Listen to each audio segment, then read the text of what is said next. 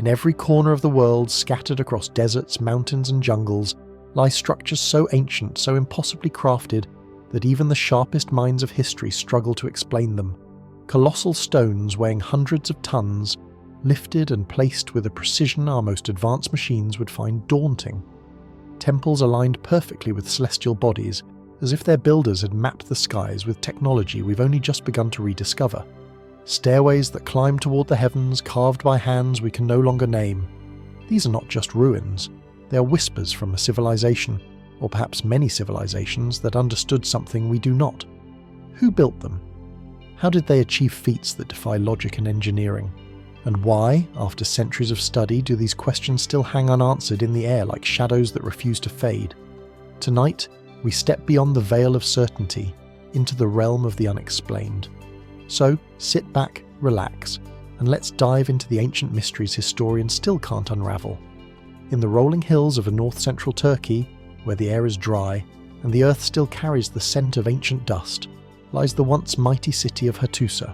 Today it is little more than ruins, fragments of stone walls, scattered carvings, faint outlines of temples that once held power and meaning. But amidst this quiet landscape, one structure continues to capture the imagination of scholars and travellers alike. It is known simply as the Lion Gate.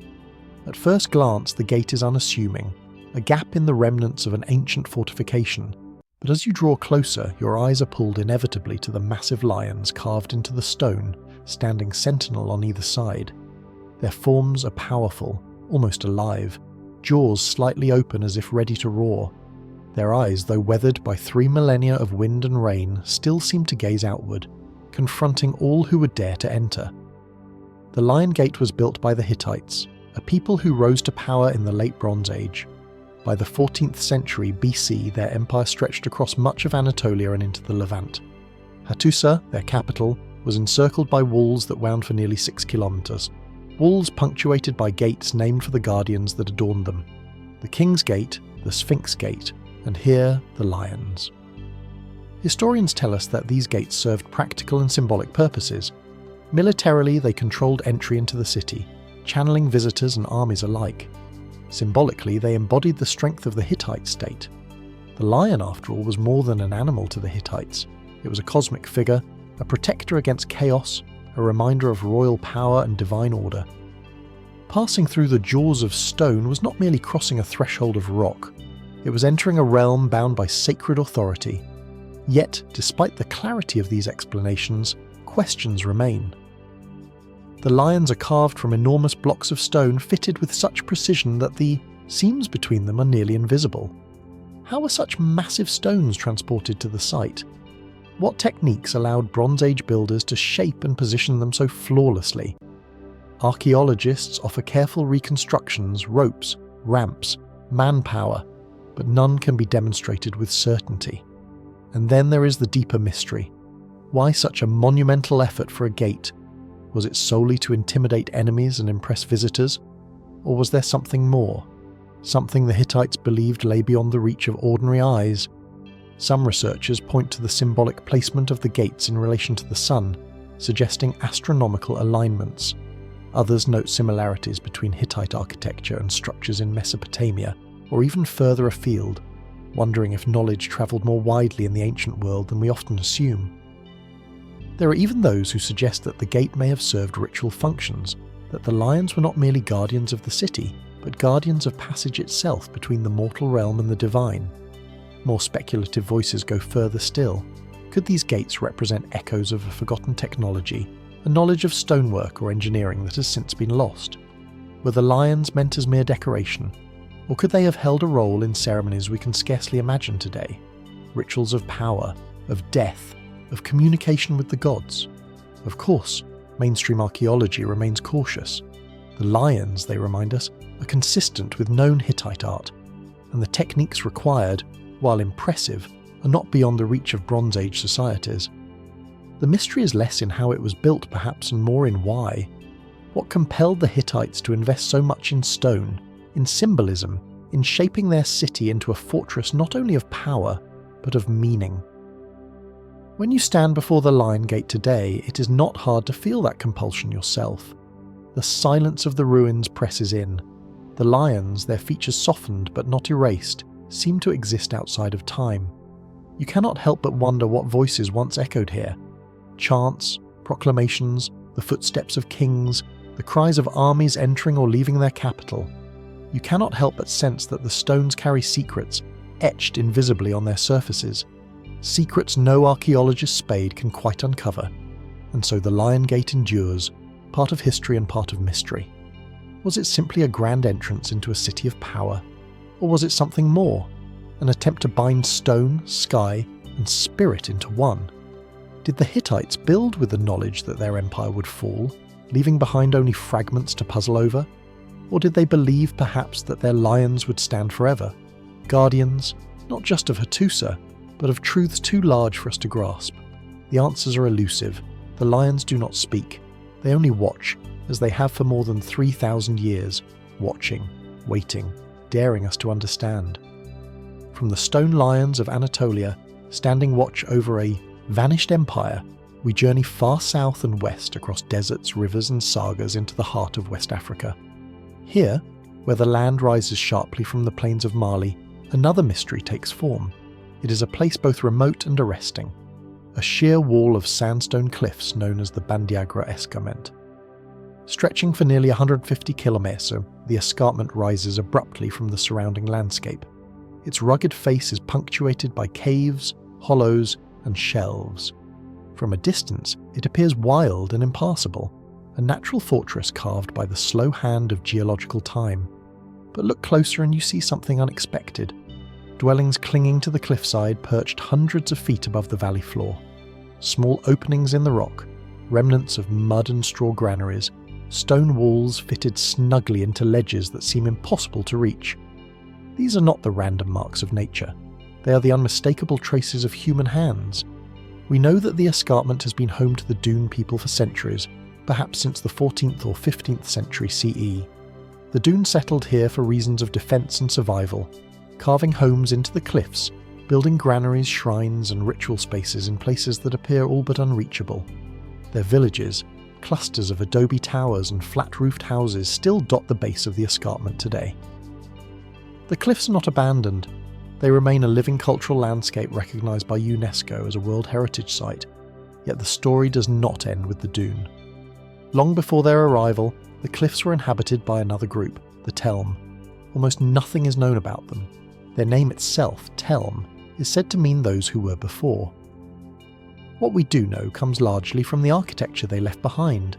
Cliffside dwellings tucked into vertical faces of stone, often accessible only by precarious climbs or narrow ledges. Some are so high that even skilled modern climbers wonder how anyone, let alone a community, could have built and maintained them. Who was Telm? Oral traditions suggest they were smaller in stature than the Dune and possessed unusual knowledge of the cliffs. Their homes, situated at such dizzying heights, may have provided protection from enemies on the plains. Some researchers propose that the Telm specialised in funeral practices using the caves as burial chambers. Indeed, human remains, textiles and artefacts have been discovered in the cliffside cavities, preserved by the arid climate. But these explanations do not erase the deeper puzzle.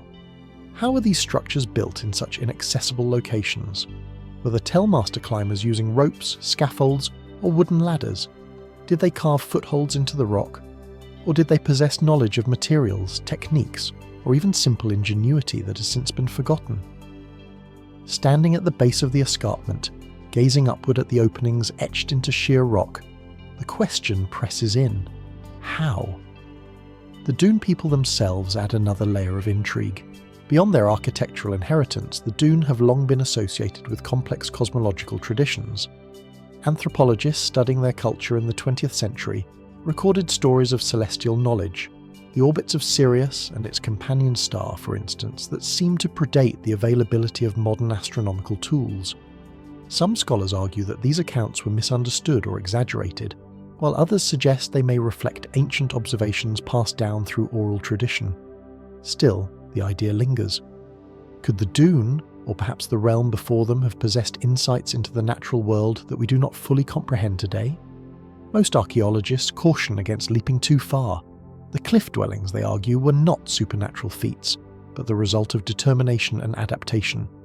In a hostile environment, the Tell may simply have found the safest refuge in places their enemies could not follow. Clever use of ropes, ladders, or scaffolding could explain much of what we see. And yet, when you walk beneath those towering cliffs, the rational explanations do not quite dispel the sense of wonder. Practical methods may account for how the dwellings were built, but not for the aura they carry. As with many ancient mysteries, speculation thrives where certainty is absent.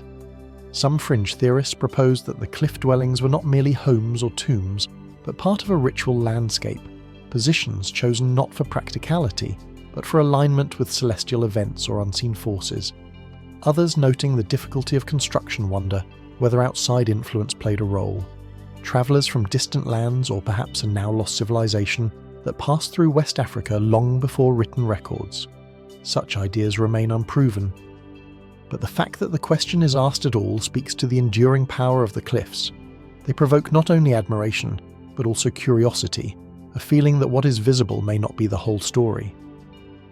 Today, the Bandandia escarpment remains a place of life, ritual and continuity. The Dune continue to hold ceremonies at the foot of the cliffs to tell stories of their ancestors, to pass down traditions that root them firmly in this dramatic landscape. But when you lift your eyes to the shadowed alcoves high above, the silence is overwhelming. The mud brick forms sit empty. Their builders long vanished. Who was the Telm, really? Why did they build so high, risking so much for dwellings that defy reason? And what else, hidden in crevices, buried in collapsed chambers, or preserved in memory, might still be waiting to be discovered? As the sun sets and the escarpment glows red in the fading light, the questions remain, suspended in the air like the dwellings themselves, fragile, unreachable, and enduring from the cliffs of Mali, where ancient dwellings cling to the rock like echoes of forgotten lives. Our path now crosses oceans and continents. We arrive in South America in the eastern foothills of the Bolivian Andes, where another enigma waits in silence. At first, it appears to be a simple hill that rises in the land surrounded by forest and cloud-draped mountains. But as you approach, the hill reveals its secret, a vast expanse of stone carved and shaped on a scale that defies easy explanation. This is El Fuerte de Samipata, the fortress of Samipata. The name is misleading. This is no fortress in the traditional sense. What lies here is a single massive rock more than 200 naparos long rising above the valley floor. Its entire surface has been painstakingly carved. Terraces cut into the slopes, channels running across its face, ceremonial niches, animal figures, and geometric patterns etched directly into the sandstone. From above, it resembles a kind of open-air canvas, as though the mountain itself had been turned into a monument. Archaeologists date the site back at least to the 14th and 15th centuries, when it was occupied by the Inca, but evidence suggests its origins may be far older. Some believe it was first created by the Cha people, an Arawak-speaking culture that settled the region centuries before the Incas arrived. Later, the Inca incorporated it into their empire, adding structures at its base, and in the 16th century the Spanish briefly occupied it, building their own colonial outpost nearby. This layering of cultures, Chennai, Inca, Spanish, makes Samipata a palimpsest of human history, a place where one civilization built upon the remains of another. And yet, despite what is known, the question remains, what was it for? The carvings themselves seem to resist simple categorization. Long parallel channels run down the rock, some intersecting, some appearing to drain into basins carved at lower points. Were these channels part of a hydraulic system collecting water, directing rain, perhaps even used in agricultural rituals? Or were they symbolic representations of rivers and pathways in the Inca or pre-Inca cosmos? Nearby niches, rectangular and shallow, are cut into vertical walls of the stone. Did they hold offerings, idols, or simply serve as markers of ritual? Even more puzzling are the figures. Carved into the surface are shapes resembling animals, serpents, pumas, perhaps even birds. Some appear to be stylized while others are abstract. Their meaning is lost to time. To the people who built them, these were not mere decorations. They were cosmological symbols, threads in a spiritual map. But to us they are fragments of a language we cannot fully read. Mainstream scholars suggest that Samipata was a ceremonial center, a sacred site used for religious gatherings, astronomy, and offerings to the gods. From its elevated position, the rock provides sweeping views of the surrounding valleys, the sky open and unobstructed. Could the channels and figures align with celestial events, marking solstices or tracking constellations? Some researchers argue that the site may have functioned as a kind of giant observatory where priests and leaders gathered to interpret the heavens. But as always, when explanations leave gaps, speculation finds fertile ground. Some fringe theories propose that Samipata was not simply ceremonial, but something more enigmatic. The sheer size of the rock, its intricate carvings, and the absence of definitive explanations have led some to wonder, was this site a map? A cosmic diagram of the universe? Was it designed to channel not just water, but energy? Others go further still, imagining it as a landing platform for beings from beyond our world. Though such ideas remain outside the boundaries of accepted history, yet even if we set aside the speculative, the site itself continues to defy our understanding. The sheer effort involved in carving such an immense rock surface is staggering. What compelled the Shorn or perhaps earlier peoples to dedicate such resources to this place? And why here in this remote valley, far from the great centres of power like Cusco or Tiwanaku? Walking across the rock today, you can still trace the lines with your fingers. The sandstone is worn but enduring, the grooves smooth beneath the touch. You can stand within the channels, peer into the niches, gaze at the outlines of serpent-like figures that curve across the surface. The wind moves softly over the hilltop, carrying with it the weight of centuries. You cannot help but feel that the stone is speaking. But in a language we have yet to translate, some believe that Samipata was deliberately left unfinished. Certain carvings appear incomplete, channels that seem to end abruptly, niches half-formed. Was the site abandoned before its creators could finish? Did conquest, disaster, or some unknown event interrupt their work? Or was the very sense of incompleteness intentional, part of a ritual that valued process as much as result? The Spanish, when they arrived, did not fully understand what they had found. To them it was a curious ruin, a high place with traces of heathen ritual. They built their own settlement nearby, but the effort failed and the site was abandoned once more. For centuries afterward, Samipata lay forgotten, known only to local communities and travellers who passed through. Only in the modern era has it been studied in detail, its mysteries catalogued, but never fully resolved. And so Samipata stands, neither fortress nor mere ruin, but something in between. A ceremonial complex, a spiritual observatory, a mountain-turned monument. Its carvings speak of water, animals, the heavens. Yet they leave us with silence where answers should be. Was it a place of worship, a cosmic map, a gathering point for leaders and shamans? Or was it something else entirely? A purpose now erased from memory. As the sun sets over the Bolivian Andes, the great rock glows with a deep orange light, the carvings casting long shadows across its surface. The site feels alive, as though it continues to breathe with the echoes of its builders. And in that silence the question lingers, the same question that haunts so many of the world's ancient structures. Not only how it was made, but why. What compelled its creators to shape an entire mountain into a monument of such scale and mystery? And what secrets might still lie beneath the stone, waiting for the day when we are finally ready to understand? From the carved rock of Samipata, where the mountain itself became a monument, our journey carries us deeper into the Andes. Here, the land rises into dramatic ridges cloaked in mist and cloud, where silence is broken only by the rush of rivers far below. Hidden within this wilderness lies another enigma, one that has often been called the sister of Machu Picchu, though it remains far more elusive. Its name is Choquiri, the cradle of gold. Perched high above the Aparac River at nearly 3,000 serences above sea level, Choku is not a single ruin, but an entire complex of terraces, plazas, stairways, and ceremonial spaces carved into the mountainside. Approaching it is no simple task. Unlike Machu Picchu, accessible by train and bus, Choka demands a 2-day trek through steep valleys and rugged terrain. It is this isolation that has preserved its mystery. To walk among its terraces today is to step into a place suspended between discovery and legend. Archaeologists believe Choya was built during the height of the Inca Empire in the 15th and 16th centuries. The site covers an area of more than 100 hectares, though only a fraction has been excavated. Its layout bears the hallmarks of Inca design: precisely cut stone walls, trapezoidal doorways, and vast agricultural terraces that cascade down the slopes. There are plazas for gathering, ritual platforms, and long stairways that seem to descend into the clouds themselves. But what role did the city serve? One explanation suggests that Chachapoya was an administrative centre, a node in the vast Inca network that spanned from modern-day Colombia to Chile. Its terraces could have supported agriculture, feeding the local population and supplying travellers on the long Inca roads. Its plazas and ceremonial spaces may have hosted rituals, festivals, and offerings to the gods. Another view casts Choqui in a more political light. Some historians argue that it was a royal estate built for Inca nobility, much like Machu Picchu was believed to have been. Its grandeur, scale, and location in a commanding landscape lend weight to this theory. Yet, there is also a darker possibility. Oral traditions suggest that Choqui may have been one of the last refugees of the Inca after the Spanish conquest.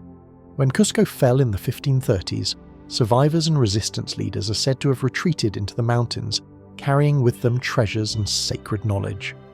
Could Choqui have served as a hidden stronghold of the empire's final days, a place where its leaders tried to preserve what was slipping away? The evidence is suggestive but inconclusive. The site's isolation, its massive scale, and its unfinished areas hint at a city built for endurance but perhaps never fully realised. Some terraces appear abandoned mid-construction. Stonework lies half-carved, as though the builders were interrupted. Did the Spanish invasion halt its completion? Or was the city deliberately left incomplete for reasons we do not understand? Choqui also offers one of the most striking artistic mysteries of the Inca world: the white stone figures embedded in its terraces known as llama terraces. They depict stylized llamas and their herders ascending the mountainside, created by placing pale stones against darker retaining walls. These images are both decorative and symbolic. Llamas were vital to Inca life as pack animals, as sources of wool and meat, and as sacred offerings. But the scale of these terraces and the effort required to embed such detailed figures into functional, agricultural structures raises questions. Were they purely artistic flourishes, or did they encode ritual significance, a fusion of function and belief that we have yet to decode? And then there is the matter of alignment. Like many Inca sites, Choqui seems carefully positioned in relation to the surrounding landscape and the movements of the sun. Some researchers argue that its plazas and platforms may have been designed to track solstices or mark agricultural cycles. Others suggest that its position above the Apurimac Valley, an area considered sacred, associated with powerful deities, was no accident. To the Incas, mountains were not mere geography. They were living beings, guardians known as apus. Choqui may have been built as a dialogue between stone and sky, a place where humans sought to commune with the powers of the earth. But speculation does not stop there. A handful of writers and fringe theorists propose that Choqui, like Machu Picchu, may be part of a larger network of sites hidden in the Andes, cities aligned along invisible lines designed according to principles we only dimly perceive. Some wonder if these alignments extend beyond practical or spiritual concerns, hinting at knowledge of the landscape, astronomy, or even energies that modern science does not yet recognise. Most archaeologists are cautious with such claims. They point instead to the Incas' undeniable genius for adapting to their environment. Their engineering, terracing mountainsides, channeling water, constructing earthquake-resistant walls, was advanced, but not inexplicable. Choqui, they argue, is a product of this mastery, a testament to human resilience in one of the world's harshest landscapes. And yet, standing there, the rational explanations do not entirely strip away the wonder. The sheer scale of the site, most of it still buried beneath jungle, leaves open the possibility that we have only glimpsed part of its story. What lies in the unexcavated terraces, the collapsed stairways, the shadowed valleys below? What knowledge might still be hidden under centuries of soil and vegetation?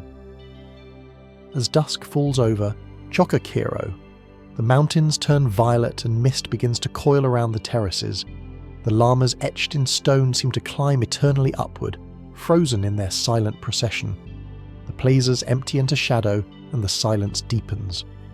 Was Choqui merely another royal estate, a ceremonial centre, a mountain city abandoned to time? Or was it something more? A final refuge, a secret stronghold, a place whose full purpose has yet to reveal itself? The questions linger unanswered as the night closes in. And like so many of the world's ancient structures, Choqui keeps its silence, holding its secrets close in the high folds of the Andes. From the misty heights of the Andes, our path now turns eastward across the vast Pacific to another mountain, but one of a very different kind. Here on the island of Java in Indonesia, the dense green jungle conceals a site that has unsettled archaeologists and ignited fierce debate. It is called Gunung Padang, and some claim it may be the oldest megalithic structure in the world. At first glance, Gunung Padang does not reveal its secrets easily.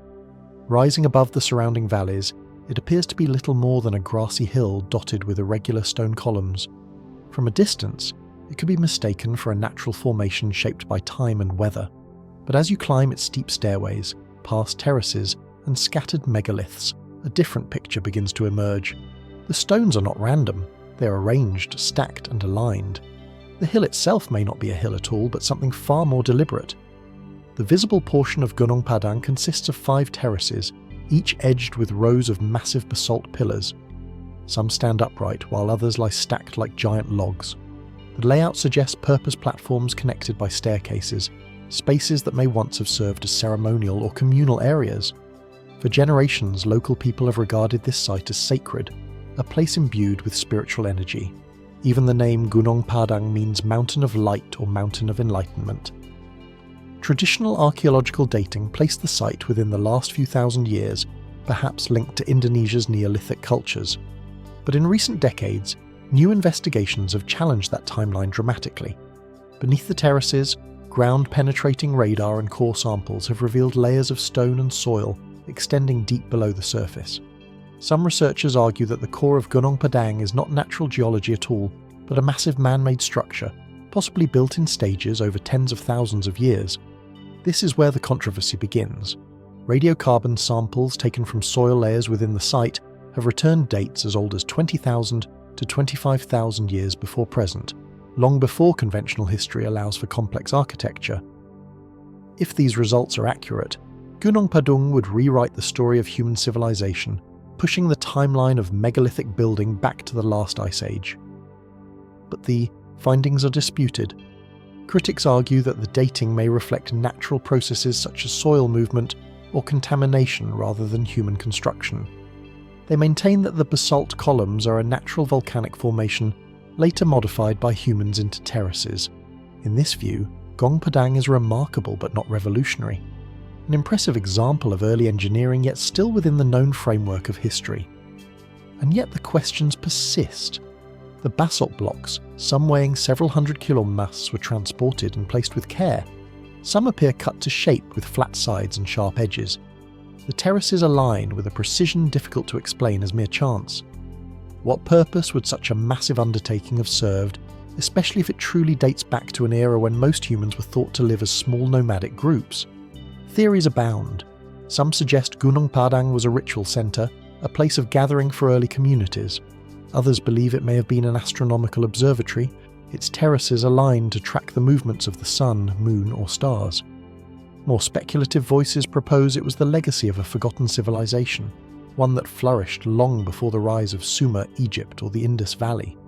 These ideas tie into broader debates about human history. Could there have been advanced cultures during the last ice age lost to time and catastrophe? Were sites like Gunung Padang isolated experiments or fragments of a larger hidden story? Even in its present state, the site provokes a sense of unease and wonder. The stone pillars lie tumbled and weathered, as though the mountain itself has tried to reclaim them. The stairways climb steeply, their edges worn smooth by centuries of footsteps, and all the while, the forest presses close, its canopy hiding whatever secrets still lie buried beneath the surface. Geological surveys hint at chambers deep within the hill, spaces that may once have been hollowed out for unknown purposes. Are these natural cavities or remnants of construction? Excavations have been limited, and for now the answers remain out of reach. Standing at top Gunung Padang, the view stretches across rolling hills and distant volcanoes. The air is heavy with humidity, the sounds of cicadas and birds filling the silence between stone terraces. It is easy to imagine rituals performed here, offerings made to unseen powers, voices rising into the sky.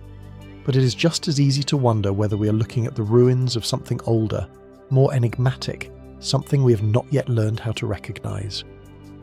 If Gunung Padang is truly as ancient as some suggest, then what does it say about us? About the resilience of human ingenuity and the fragility of memory?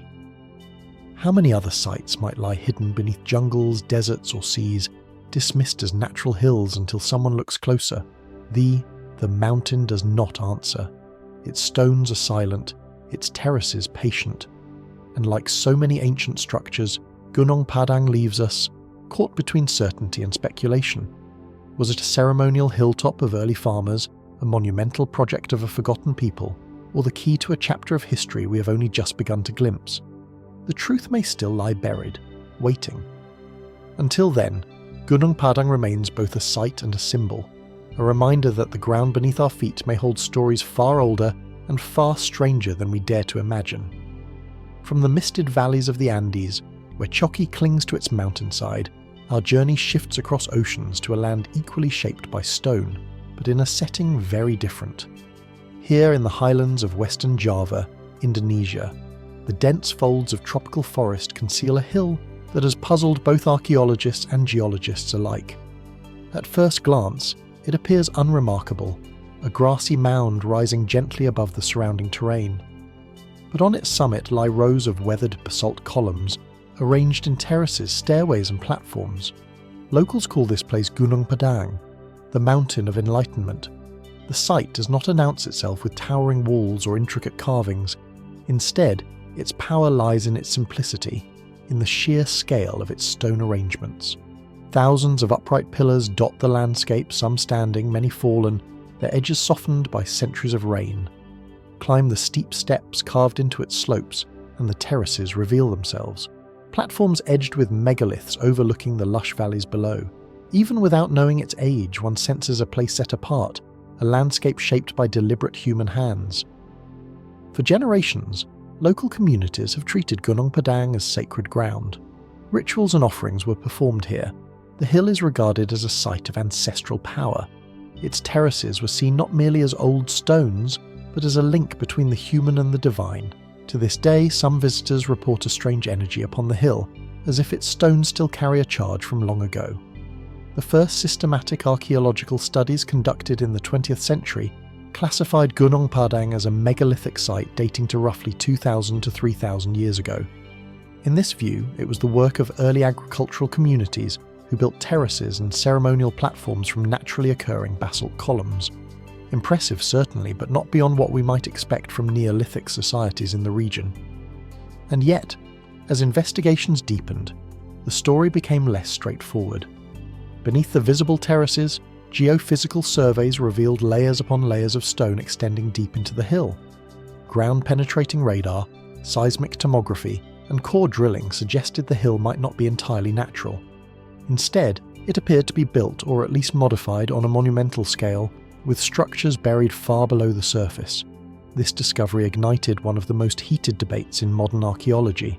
Some researchers, pointing to radiocarbon samples from organic material within the layers, proposed astonishing dates as old as 10,000, 15, even 20,000 years before present. If true, Gunung Padang would not simply be the largest megalithic site in Southeast Asia. It would be the oldest known man-made structure on Earth, predating the pyramids of Egypt, Stonehenge, and even the earliest known civilizations of Mesopotamia. But such claims are not without controversy. Many mainstream archaeologists urge caution, suggesting the dating results may reflect natural processes rather than human construction. Soil can shift, organic material can migrate through layers, and volcanic formations can mimic the appearance of man-made arrangements.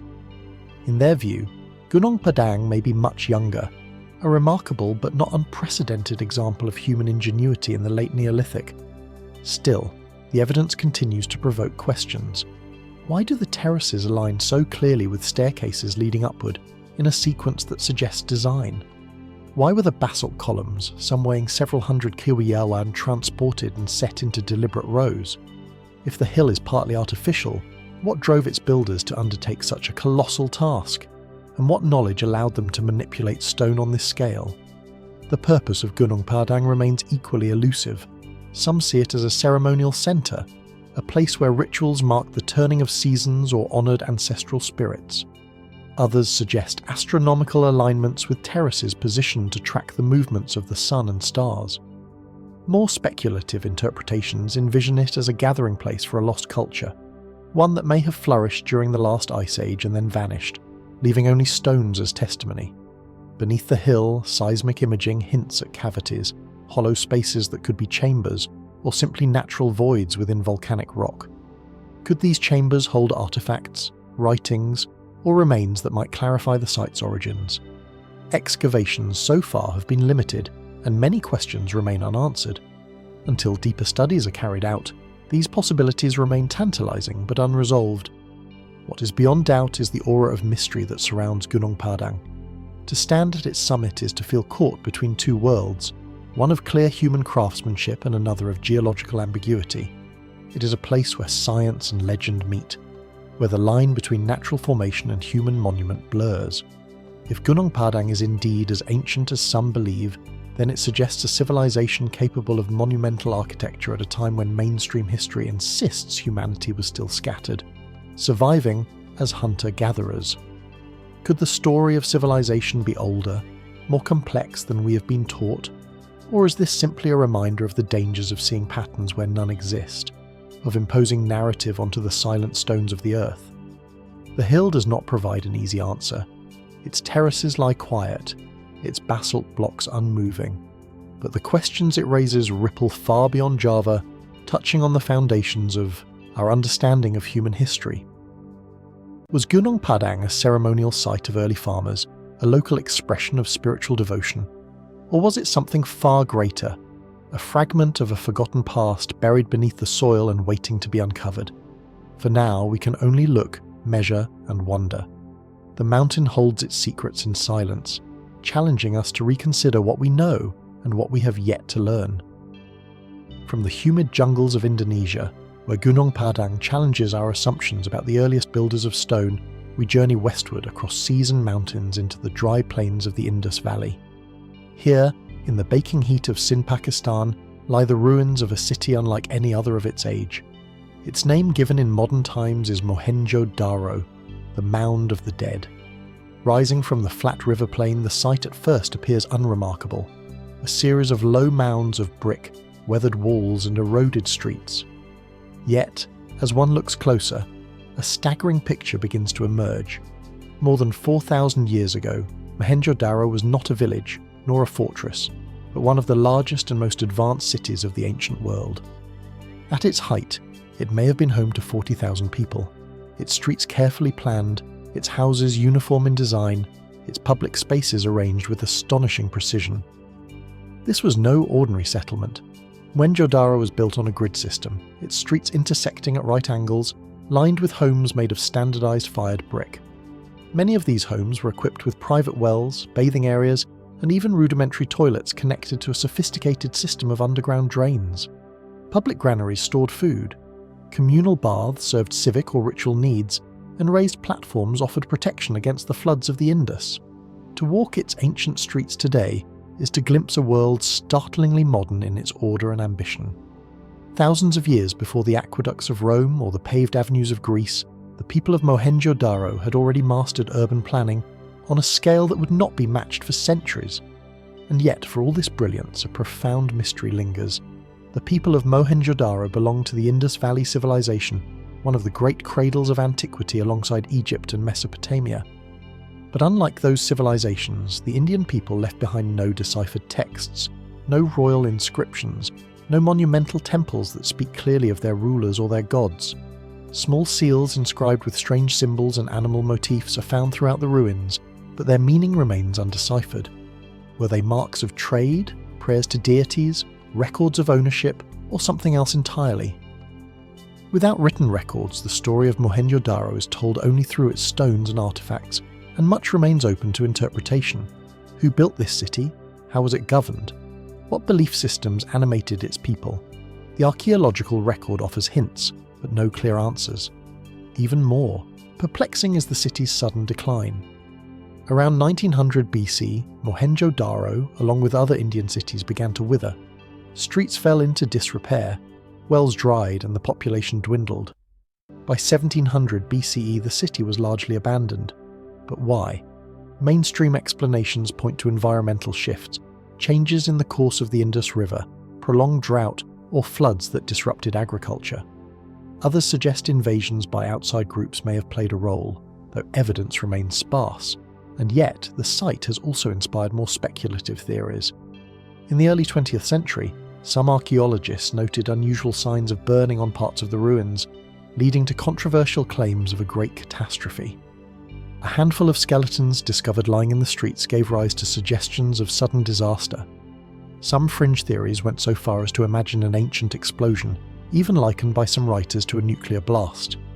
A theory largely dismissed by science, but one that persists in popular imagination, fueled by the city's abrupt abandonment and its evocative name, the Mound of the Dead. Others look at the uniformity of Mohenjo-Daro and see something equally mysterious. How was such careful planning enforced? Did the city have a centralized authority, or was it governed collectively in a way unlike the monarchies of Mesopotamia and Egypt? The absence of palaces or clear royal tombs suggests a society structured differently, perhaps more egalitarian, or perhaps guided by a form of rule we have yet to recognize. And then there is the enigma of the Indescript. Thousands of small seals carved with animals, human figures, and abstract signs have been unearthed across the Indus Valley. Yet no one has been able to read them. Without a bilingual key like the Rosetta Stone, the meaning of these inscriptions remains locked away. Were they religious texts, administrative records, a language, or a symbolic code? The silence of these seals may hold the answers to Mohenjo-Daro's greatest mysteries, but for now they remain stubbornly opaque. What we do know is this: Mohenjo-Daro represents a level of civic organisation and urban sophistication far ahead of its time. Its people understood water management, urban hygiene and construction, with a clarity that challenges our assumptions about the Bronze Age. And yet their identity, beliefs and fate remain shrouded in silence. Walking among its ruins today, under the relentless sun, one feels both awe and unease. Streets that once bustled with life now lie deserted. Wells stand dry, their brick walls crumbling. The Great Bath, a large sunken pool lined with waterproofed bricks, still dominates the site, its purpose uncertain. Was it used for ritual purification, communal gathering, or something else entirely? Mohenjo-Daro is a paradox, a city that reveals so much and yet tells us so little. Its drains and streets speak of advanced knowledge, but its silence on matters of culture, religion and leadership leaves us grasping in the dark. Why did such a sophisticated society vanish, leaving behind no memory in the traditions of later India? Was it undone by climate, by disaster, by invasion, or by forces we cannot yet perceive? And if such an advanced culture could rise and fall, largely erased from human memory, what does that say about the fragility of our own? The wind blows across the ruins, carrying dust through empty streets. The Mound of the Dead keeps its name and its silence. And as with so many ancient places, we are left to wonder, is Mohenjo simply a lost chapter of history, or is it a story we have not yet begun to read? From the soaring terraces of Ollantay Tambo, carved into the Andean mountains with precision and purpose, our journey now drifts eastward across oceans and jungles into the heart of Southeast Asia. Here in the rugged highlands of Laos lies a landscape unlike any other. Rolling hills stretch toward the horizon. But it is not the land itself that captivates the imagination. It is what rests upon it. Scattered across these plateaus are thousands of massive stone vessels, some as tall as a person, others heavy enough to rival the great monoliths of the ancient world. Together they form what is known today as the Plain of Jars. At first glance, the sight is almost surreal. Giant stone jars hollowed from single blocks of sandstone, granite or limestone sit in clusters across the countryside. Some rest upright, others lean precariously, cracked and worn by centuries of rain and wind. A few lie toppled on their sides, their weight too great for time to conceal. The effect is haunting, a field of silent sentinels, each jar holding its own mystery, as though waiting to reveal a story that has never been fully told. But what are these jars? Who made them, and why? The questions linger unanswered over the windswept plateaus. Archaeologists have dated the plain of jars to the Iron Age, around 500 BCE to 500 CE. The sheer number, over 2,000 jars across more than 90 sites, suggests an effort both immense and deliberate. Yet the purpose remains contested. The most widely accepted theory is that these jars were used in early practices. Excavations near some jars have uncovered human remains, ceramic fragments, and burial goods, pointing to their role in complex rituals surrounding death and the afterlife. Some scholars propose that bodies may have been placed in the jars to decompose, after which bones were interred elsewhere. Others suggest they served as symbolic markers, monumental containers for offerings to the spirits of the dead. Still, these explanations leave much unresolved. Why jars? Why not tombs or pyramids or monuments carved into the rock? What cultural or spiritual significance did these massive stone vessels hold, and how were they moved? Carved from distant quarries, then transported across uneven terrain, sometimes for miles. The weight of a single jar can exceed 10 tons. To imagine their relocation without wheels, beasts of burden, or advanced machinery is to confront yet another mystery of ancient ingenuity. The jars themselves vary in size and style. Some are small enough for one person to peer into, while others are towering giants capable of holding a human body with ease. Many lack lids, though some stone discs have been discovered nearby that may have once served this purpose. Intriguingly, a few jars contain faint carvings, simple human figures, geometric designs etched into their weathered surfaces. Were these decorative, ceremonial, or did they hold meanings now lost to time? Local legends provide their own explanations. One of the most enduring tales speaks of giants who once roamed these lands. According to the story, the jars were created by a race of titans used to brew rice wine for great celebrations after victories in battle. Another version suggests they were storage vessels meant to hold food, water, or alcohol for entire communities during times of hardship. While these accounts are mythological, they echo something profound. The jars are so enormous, so out of proportion with ordinary human use, that they seem to belong to a world larger than our own. More speculative voices go further still. Could the plain of jars have served as an astronomical observatory, the jars aligning with celestial movements? Some researchers have noted their distribution across highland ridges and valleys, hinting at patterns that may not be random. Others suggest they were part of a forgotten ritual landscape, a ceremonial complex stretching far beyond the sites we see today. And yet, there is another layer of silence imposed upon this mystery, one not by time, but by history. The plain of jars lies in a region heavily bombed during the 20th century, leaving unexploded ordnance scattered across the land.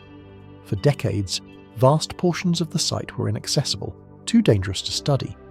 Only recently have clearance efforts allowed archaeologists to safely excavate certain areas, and with each dig, fragments of the past slowly emerge.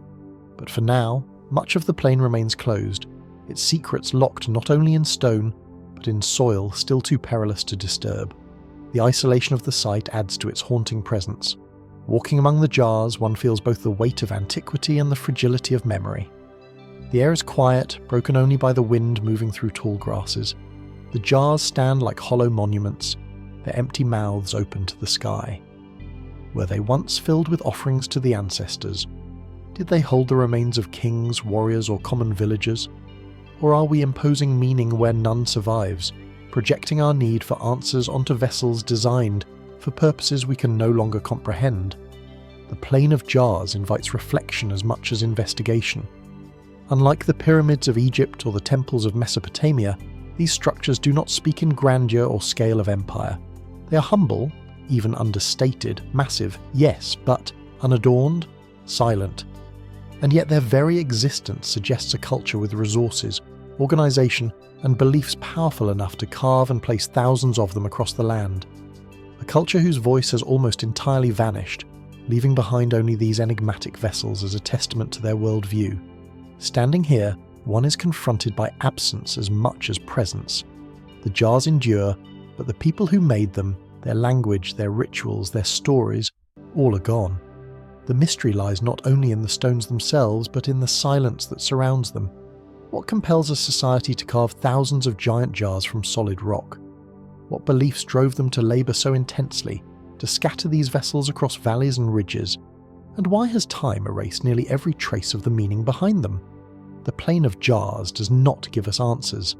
It leaves us with questions lingering in the air like the mist that rolls over the ocean highlands at dawn. Perhaps that is its greatest power. It forces us to pause, to wonder, and to accept that not all of history is meant to be neatly explained.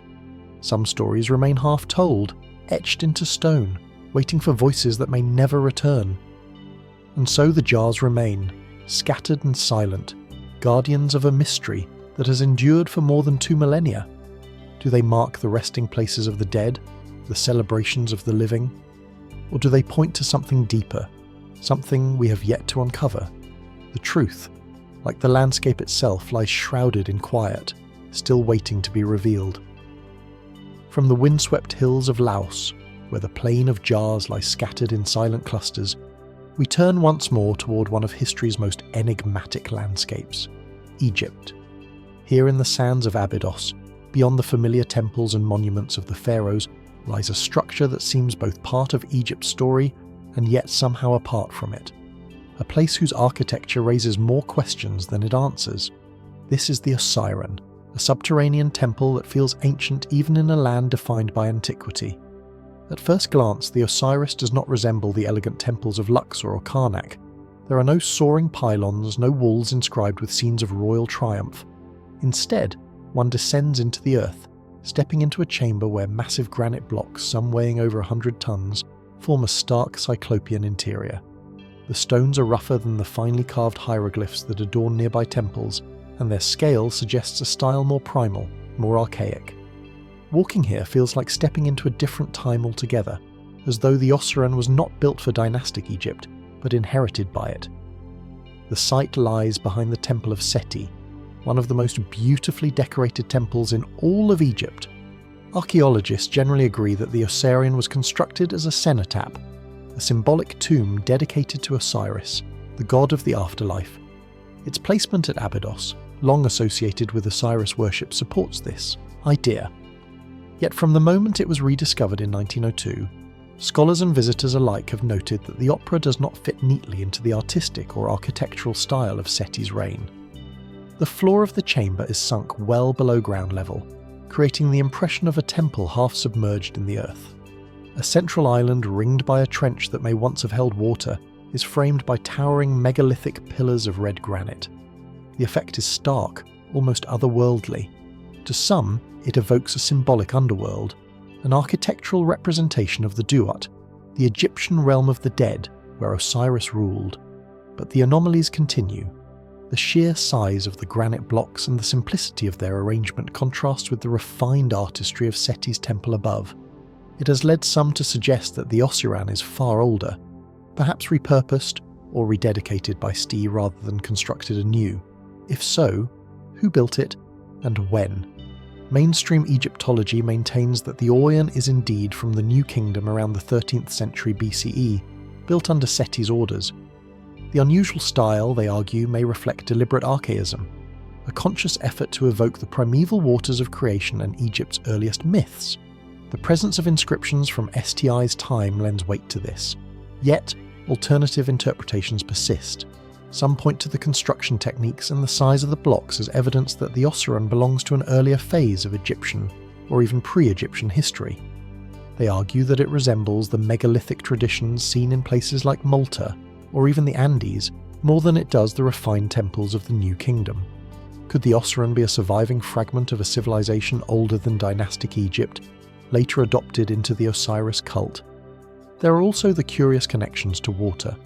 When first excavated, the ocean was flooded, its central chamber filled with groundwater. Some scholars believe this was intentional, that the temple was designed to incorporate water as part of its symbolism, a physical manifestation of the primeval waters from which creation emerged. If true, the structure would not only have been ceremonial, but deeply cosmological, a temple embodying Egypt's most ancient myths in stone and water. But here too questions arise. Was the flooding truly intentional, or simply the result of a rising water table over time? Could the Osiran have been designed for purposes beyond ritual? A kind of reservoir, a hidden chamber for unknown functions, or something else altogether? The mystery deepens when considering Abydos itself. This was no ordinary site in Egypt. For millennia, Abydos was considered one of the most sacred places in the land, a pilgrimage centre where pharaohs built monuments to link themselves to the god of the underworld. If the urn predates Seti, it may have been precisely this ancient aura that drew the king to build his temple here, fusing his legacy with a structure already shrouded in mystery. Speculative theories venture even further. Some propose that the ocean is evidence of advanced ancient knowledge, an echo of a forgotten epic perhaps linked to the fabled Zepte, or first time when gods or semi-divine rulers were said to have walked the earth. Others suggest that its unusual construction might hint at purposes beyond literary ritual, perhaps astronomical, hydraulic, or even technological functions we can no longer discern. While such ideas remain outside the mainstream, they highlight the persistent sense of enigma that the Ossuran inspires. To stand within its walls is to feel the weight of its stones pressing against time itself. The granite pillars rise like silent guardians, their surfaces unadorned, their presence immense. Unlike the richly carved temples above ground, the Urian speaks not in words or images, but in raw mass and silence. It is as though the builders intended not to narrate their beliefs, but to embody them in enduring stone, a structure that would last as long as memory itself. And yet, memory has faltered. We do not know with certainty who first conceived of this place, or what its original purpose truly was. Was it Seti's creation, a brilliant evocation of myth and eternity? Or was Seti merely inheriting something already ancient, weaving his story into a structure whose origins were already lost to time? The ocean sits half hidden beneath the sands, water lapping at its foundations, its secrets intact. In its shadow, we are reminded that even in a land as studied as Egypt, mysteries endure. The questions it poses are simple yet profound. Was this temple the vision of a single king, or the echo of an age we no longer remember? And if the latter, what does that mean for the history we think we know? As with so many of the world's ancient structures, the ocean resists closure. It invites us instead into the space between certainty and wonder, where the weight of stone and the silence of ages compel us to keep asking, keep searching. Perhaps like the god it honours, the Oyerian guards a passage between worlds, not just between life and death, but between what we know and what remains hidden, just beyond reach. From the sands of Abydos, where the Ossuran rises out of the earth in defiance of both time and explanation, our journey carries us far south down the length of the African continent. Here among the rolling hills of Mpumalanga in South Africa lies another site that sparks debate, intrigue, and no small measure of wonder. Unlike the grand temples of Egypt or the monumental terraces of the Andes, this place is quiet, unassuming. At first glance, it appears nothing more than a scattering of stones across the high dell. But look closer and a pattern emerges, an arrangement so precise that some have called it Africa's Stonehenge. This is Adam's calendar. Perched on a grassy plateau overlooking the dramatic cliffs of the Barberton mountain range, Adam's calendar is a circle of standing stones, many weathered and half-collapsed, but still forming a recognisable ring. Two taller monoliths stand near the centre, flanking a flat stone that resembles an altar. From certain angles, these central markers appear aligned with the rising and setting sun, marking the passage of solstices and equinoxes. In this quiet landscape, where the wind rustles through tall grasses and birds circle overhead, it is easy to sense that this was once a place of meaning, of ritual, of alignment between earth and sky. Mainstream archaeology approaches the site cautiously. Some researchers argue that Adam's calendar is little more than a cattle kraal, an enclosure used by herders in relatively recent centuries. They point out that the stones are not finely dressed, and their arrangement could be coincidental, shaped as much by erosion and movement over time as by deliberate design. In this view, the site's antiquity is modest, and its mystery overstated. Yet other voices challenge this interpretation. Independent researchers and alternative historians claim that Adam's calendar is far older, perhaps tens of thousands of years. They point to the site's apparent alignments with celestial events, suggesting it once functioned as a calendar or observatory. If true, this would place its creation long before written history in the region, and possibly before the rise of many of the world's better-known ancient civilizations. Could this circle of stones represent one of the oldest human-made structures on Earth? The debate hinges on evidence that is tantalizing but inconclusive. Some stones do appear aligned with solstices, equinoxes, and cardinal directions. Others seem to echo alignments with star systems visible in prehistoric skies. Yet natural rock formations can sometimes mimic human intention. Are these alignments the product of deliberate design, or are we imposing patterns upon chance arrangements? Adding to the intrigue are the surrounding landscapes. Scattered across the Mpumalanga hills are thousands of stone ruins, circular walls, terraces and enclosures that stretch for miles. Many are assumed to be remnants of cattle farming communities that flourished here a few centuries ago, but some researchers argue that their scale, distribution and erosion suggest a much older origin, perhaps remnants of a forgotten culture. In this context, Adam's calendar becomes not an isolated curiosity, but the centerpiece of a vast and ancient network. Local traditions offer little clarity. Unlike Egypt's hieroglyphs or Mesopotamia's tablets, Southern Africa's prehistoric past left few written records. Oral histories in the region speak of sacred places, of sites linked to ancestors or spirits, but direct references to Adam's calendar itself are scarce. The silence of tradition leaves the stones to speak for themselves, their message obscured by the erosion of time. Speculative theories push further still. Some claim that Adam's calendar was not only a calendar, but a site of advanced knowledge, perhaps used to map the heavens, measure time, or even harness natural energies. A few fringe interpretations go so far as to link it to lost civilizations, suggesting it predates Egypt, Sumer, or even Gobekli. In these narratives, the stones become relics of a forgotten epoch when early humans or beings beyond humanity first measured the rhythms of the cosmos. Such ideas remain controversial, unverified by mainstream archaeology, and yet the power of the site lies precisely in this ambiguity. Unlike more thoroughly excavated monuments, Adam's calendar resists easy classification. It sits quietly on its plateau, its stones weathered and unadorned, leaving us to wonder whether they are fragments of ordinary life or extraordinary purpose. To stand among the stones is to feel the weight of both possibilities. On one hand, they may be no more than the remains of pastoral enclosures, their significance exaggerated by the human tendency to see order in randomness. On the other hand, they may mark one of the earliest attempts to align human life with the movements of the sun and stars, a window into a chapter of prehistory almost entirely erased. The contrast itself is telling in places like the Oiron or Olante Tambo. Mystery arises from grandeur, the sheer scale and sophistication of the structures. Here the mystery comes from simplicity, from the question of whether these quiet stones hide a story far older than we realise.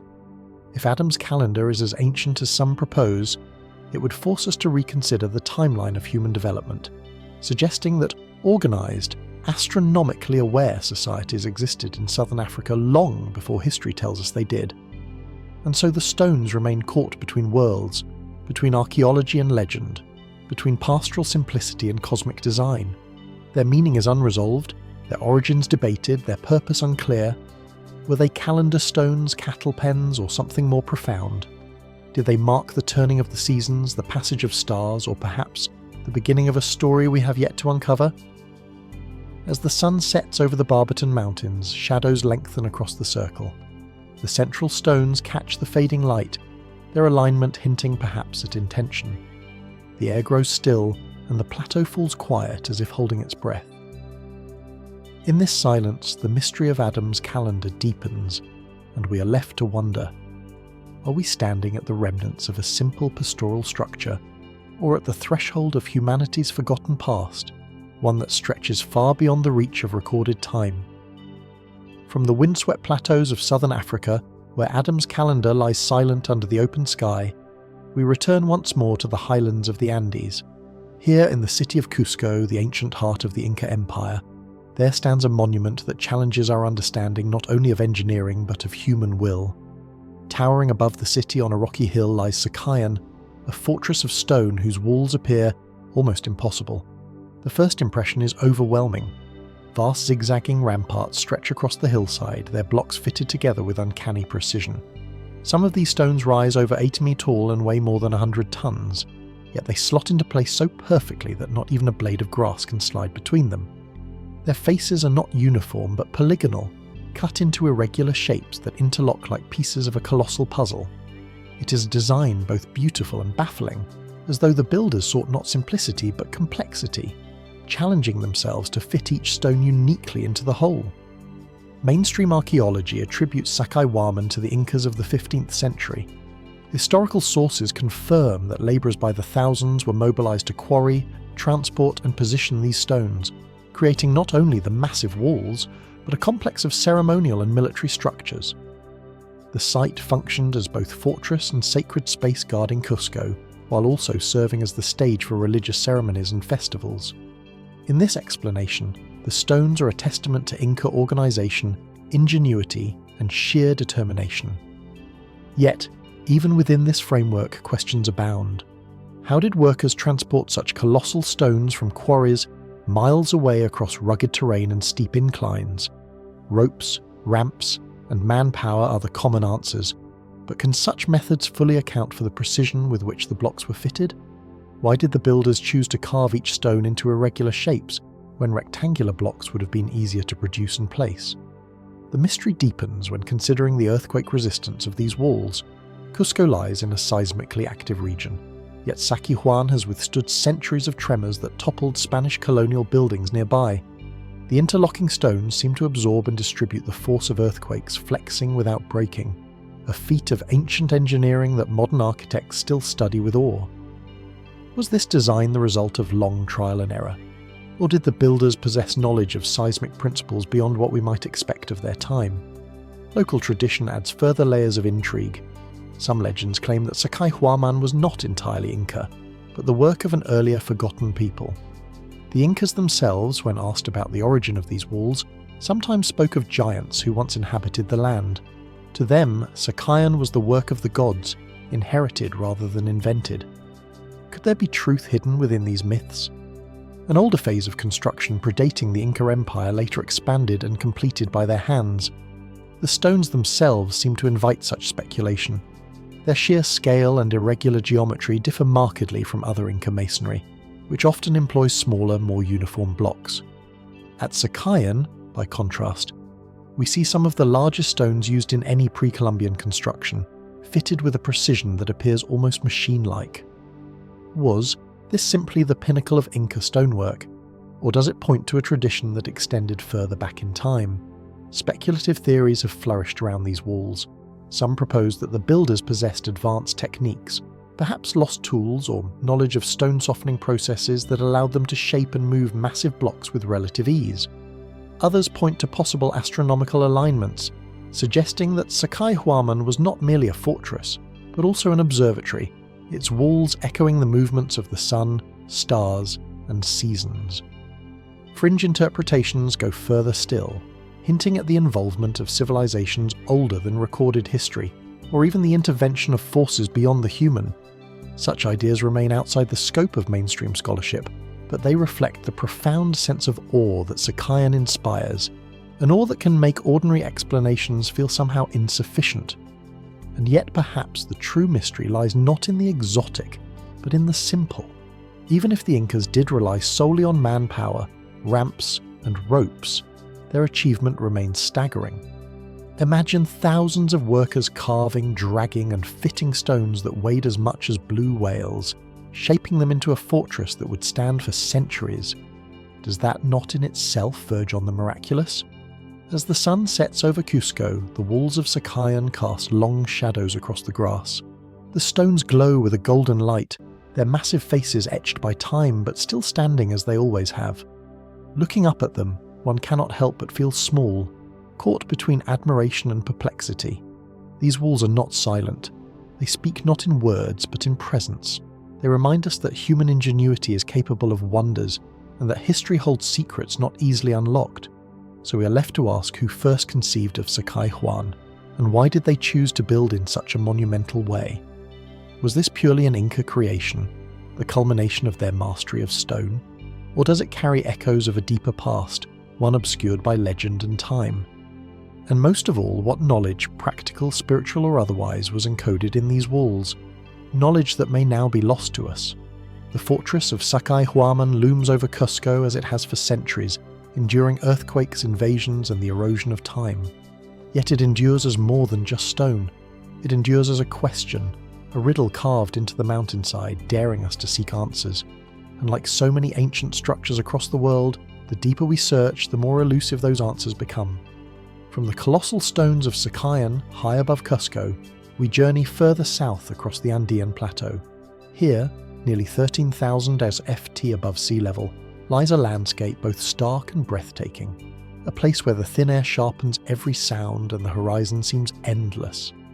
At the southern edge of Lake Titicaca in what is today Bolivia stands one of the most enigmatic archaeological sites in the world, Tiwanaku. The ruins appear ruins, scattered across a windswept plain, their geometry stark against the barren earth.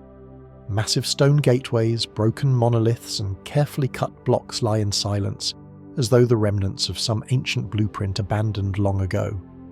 At the heart of it all stands the Gateway of the Sun, a single stone slab weighing around 10 tons, carved with intricate figures and mysterious symbols. It is both imposing and strangely lonely, a sentinel of a civilization that vanished long before the rise of the Incas. Archaeologists date the Tiwanaku culture to roughly 400 to 1000 CE, identifying it as one of the great pre-Columbian civilizations of South America. It was a center of trade, religion, and power, influencing vast regions of the Andes. The people of Tiwanaku left behind terrace agriculture, advanced irrigation, and a style of art and architecture distinctly their own.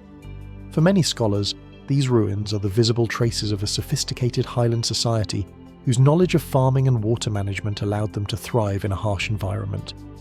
Yet, as with so many ancient places, the questions outnumber the answers.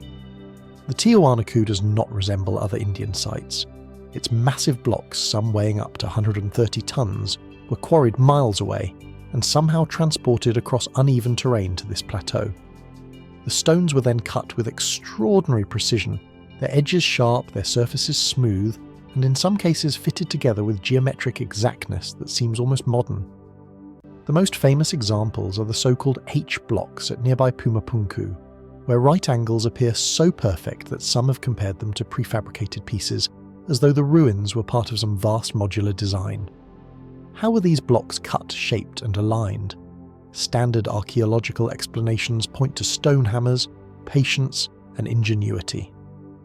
But can such tools truly account for the razor-sharp edges, the precise holes, and the interlocking forms that remain visible today? Even more puzzling is the scale of Tiwanaku's construction. Why build so monumentally in such an inhospitable environment? At nearly 4,000 m above sea level, this is a place of freezing nights, scarce oxygen, and unforgiving winds. Was Tiwanaku primarily a ceremonial centre, a hub of trade, or something else entirely? The spiritual and symbolic dimensions of the site deepen the mystery. The carvings on the Gateway of the Sun depict the so-called staff god surrounded by winged figures whose exact meaning has been lost. Some researchers argue that the imagery encodes astronomical knowledge with the gateway aligned to solstices, or perhaps marking longer celestial cycles. Could Tiwanaku have functioned as an ancient observatory, a place where the heavens were mapped in stone? Others have proposed even more radical interpretations. In the early 20th century, some theorists suggested that Tiwanaku might be far older than the conventional timeline, perhaps dating back not just a few, 1,000 years, but tens of thousands. They pointed to the weathering of the stones, to the enigmatic construction techniques, and to local legends that speak of gods descending to teach humanity. While such claims remain outside mainstream scholarship, they illustrate the enduring sense that Tiwanaku belongs to a deeper layer of history, one not fully captured in textbooks. Perhaps the greatest enigma of all is the sudden collapse of this civilization. Around the year 1000, Tiwanaku declined rapidly, its monumental structures abandoned, its people dispersing. Environmental change, drought, or internal upheaval are often cited as explanations. Yet, the silence of these ruins, the abruptness of the disappearance leaves open the unsettling question. What really happened here? Standing amid the ruins, it is not difficult to imagine a place charged with power. The stones seem more than architectural. They feel symbolic, as though each cut and angle carried meaning beyond utility. Was this a centre of ritual where knowledge of the cosmos was translated into stone? Was it a gathering place for a people who sought to connect heaven and earth on the highest plateau of the Andes? Or was Tiwanaku part of a greater story, a chapter in human history that has been mostly erased? Today, the wind sweeps through the ruins, carrying dust across the plateau. The gateway of the sun, with its weathered carvings, continues to face the rising dawn, as it has for more than a millennium. Yet, despite decades of study, its symbols remain undeciphered, its builders half hidden in shadow. Perhaps the true lesson of Tiwanaku is not only what we see, but what we do not. For each block that stands, there are missing pieces. For every carving and unspoken meaning, and in the spaces between the unanswered questions linger. Why did this city rise where it did? How were its stones shaped and aligned? And most of all, what knowledge did its builders possess? Knowledge now lost to time, leaving behind only whispers carved in stone. Tiwanaku endures not just as a ruin, but as a riddle, and like so many places across the ancient world, its silence may be the loudest voice of all, reminding us that history is not a closed book, but a story still being written. From the windswept Delano of the Andes, where the great stones of Tiwanaku stand silent, we turn now to a very different kind of monument. Not one that rises above the landscape, visible from miles away, but one that lies hidden deep below the earth. Beneath the bustling modern streets of Malta, concealed for millennia, is a place unlike any other, the hypogeum of Hal Safliani. At first glance, the setting is unremarkable, a quiet neighbourhood in the town of Paula. But just below the surface lies a labyrinth carved into limestone, a subterranean structure stretching across 3 levels. Its chambers are connected by winding passageways and descending staircases. Archaeologists date its creation to around 4000 BCE, placing it among the oldest underground temples in the world. Yet, the deeper one ventures into its dark corridors, the harder it becomes to understand who built it, why they built it, and how such a place came to be forgotten for thousands of years. The hypogeum is no simple cave. It was carefully carved by human hands, its walls smoothed and shaped into flowing curves. Some chambers mimic the architecture of above-ground temples with columns and lintels hung directly from the bedrock. Others open into wide spaces acoustically tuned to create strange resonant echoes. The most famous of these is the Oracle Room, where a spoken word reverberates with a haunting intensity, carrying through the entire underground complex. Could this have been intentional? Designed to amplify ritual chants or priestly proclamations? Then there are the burials. Excavations reveal the remains of more than 7,000 individuals interred within its chambers. This was no mere tomb, it was a necropolis, a city of the dead, where life and death intertwined. Yet, who were these people? And what kind of society required such a vast underground complex? Malta's known Neolithic culture, the builders of the island's megalithic temples must have been responsible, and yet there are elements of the hypogeum that remain unexplained. For one, the sheer sophistication of its construction raises questions.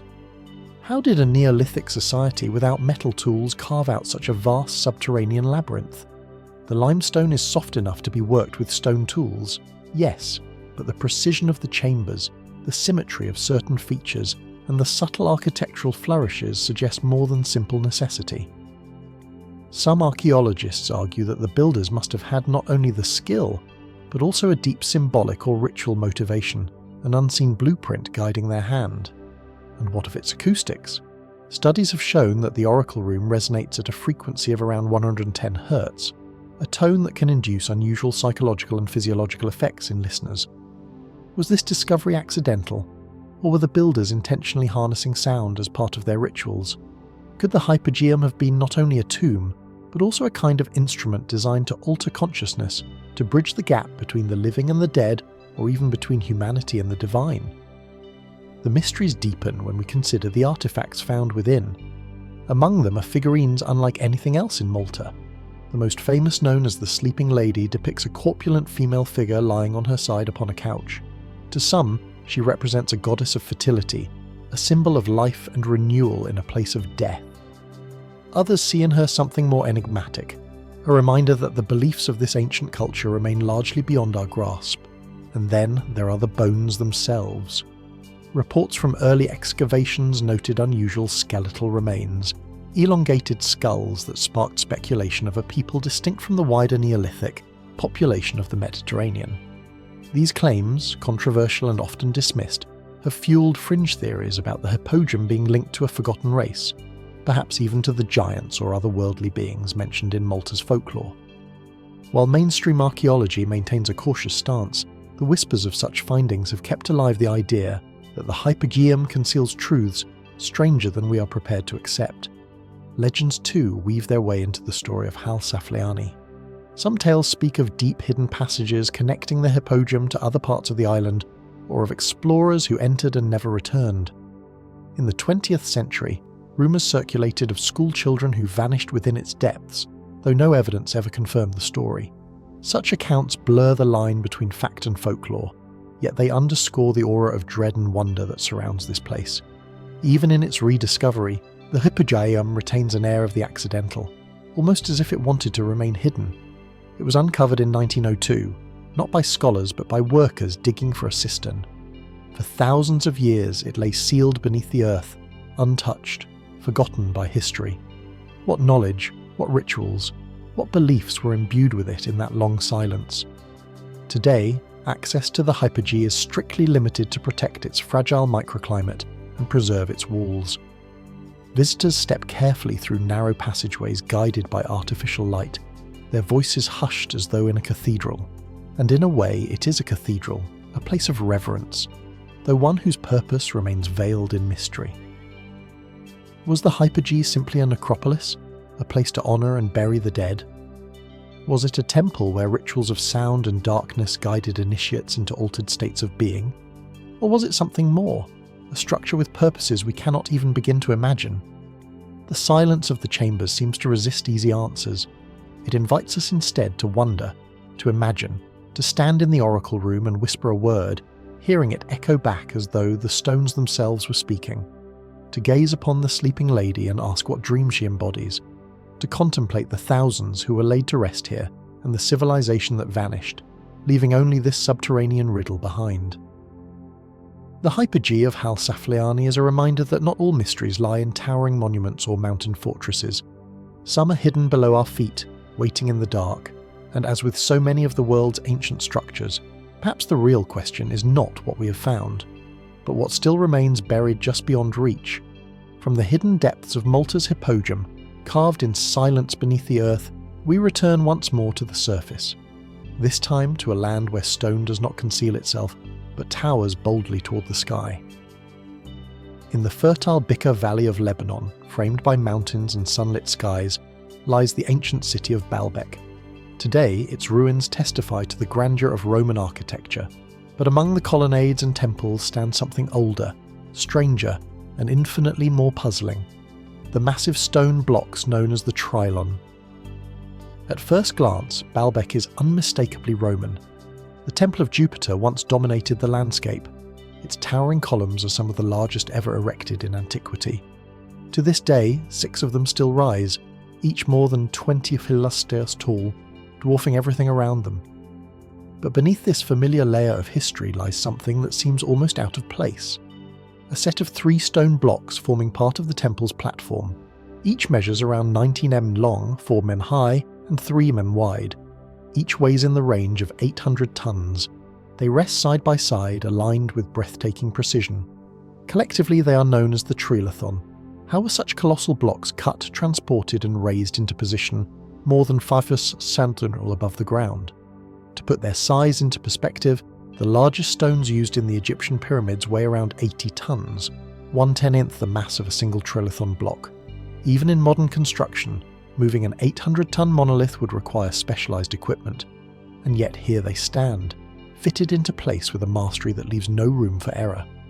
Mainstream archaeology attributes their construction to Roman engineers during the 1st century CE, part of the ambitious project of transforming Baalbek into Heliopolis, the city of the sun. Roman ingenuity, after all, was legendary. They raised aqueducts, amphitheatres and temples across the empire. It is not impossible that they used rollers, cranes and manpower to move the Trilithon, and yet doubts remain. For one, the Romans were unparalleled stone builders, but nowhere else in their vast empire did they attempt blocks of this scale. Why here in this remote valley did they choose to employ stones 10 times heavier than those they typically used? Could these blocks have belonged to an earlier pre-Roman phase of construction, upon which the Romans later built their grand temple complex? The surrounding quarries add more to the mystery. Just a short distance away lies the Stone of the Pregnant Woman, a single block weighing an estimated 1,000 tons, larger even than the Trilithon stones, and more recently, an even bigger block was found beneath it, weighing over 1,600 tons. Both remain unfinished, still embedded in the bedrock as though abandoned mid-project. Who began cutting these enormous stones, and why were they left behind? Were they part of a plan that proved impossible even for the builders to complete? Legends have long swirled around Baalbek. Some local traditions claim the site was originally built by giants. Others connect it to the biblical figure of Cain, who after killing his brother, wandered until he raised Baalbek as a city of refuge. Still others point to King Solomon, suggesting the stones were part of his great building works, raised not by human effort, but by supernatural means. These stories may be folklore, yet they echo the same underlying question. Who first conceived of moving such massive stones, and for what purpose? The mystery only deepens when considering the function of the Trilithon. Was this immense foundation necessary for structural stability, or did it serve some symbolic or ritual purpose now lost to time? Some researchers have speculated that Baalbek's platform may have begun as a much older sacred site, reused and repurposed by successive civilizations, Phoenician, Greek, Roman. Each added their mark, but perhaps none truly understood the origins of those deepest, heaviest stones. Speculative theories, as always, extend further. A few propose that the Trillion demonstrates a lost technology of stone moving, a technique forgotten long before the Romans arrived. Others suggest that the site may have been chosen for its astronomical alignments, or even for energetic properties tied to its massive stone base. More radical interpretations go so far as to link Baalbek to ancient advanced civilizations, or even to visitors from beyond. Ideas that remain well outside the bounds of archaeology, but continue to fascinate those who stand before the stones and feel their overwhelming scale. And yet perhaps the simplest explanation is the most humbling, even if we accept that the Romans or some earlier culture used sheer manpower, ingenuity and determination to quarry, move and set these stones. Does that not in itself verge on the miraculous? Imagine thousands of workers straining together using ropes, levers and ramps guiding an 800-ton block slowly across the earth. Imagine the years, the coordination, the willpower required to achieve such a feat. That too is a kind of mystery, a testament to what human beings can achieve when driven by vision, faith or necessity. As the sun sets over the Bay Valley, the Trilithon glows with a warm golden light. Tourists wander among the ruins, craning their necks at the towering columns. But those who pause at the base of the platform gazing at the three massive stones feel a different kind of awe. They are not ornate, they are not decorated, they are simply there, silent, immovable, unyielding. And in their silence they pose questions no less profound than any temple or text. Who first raised these stones? Why did they choose to build on such a colossal scale? And what knowledge now forgotten guided their hands? Baalbek, like so many sites scattered across our world, refuses to be reduced to a single explanation. Its stones carry stories written in weight and silence, stories that may never be fully translated. And perhaps that is the greatest mystery of all, that some monuments endure not to answer questions, but to ensure that the questions themselves will never fade. From the monumental stones of Baalbek, heavy and immovable in their silence, we journey now across oceans and continents to a very different kind of mystery.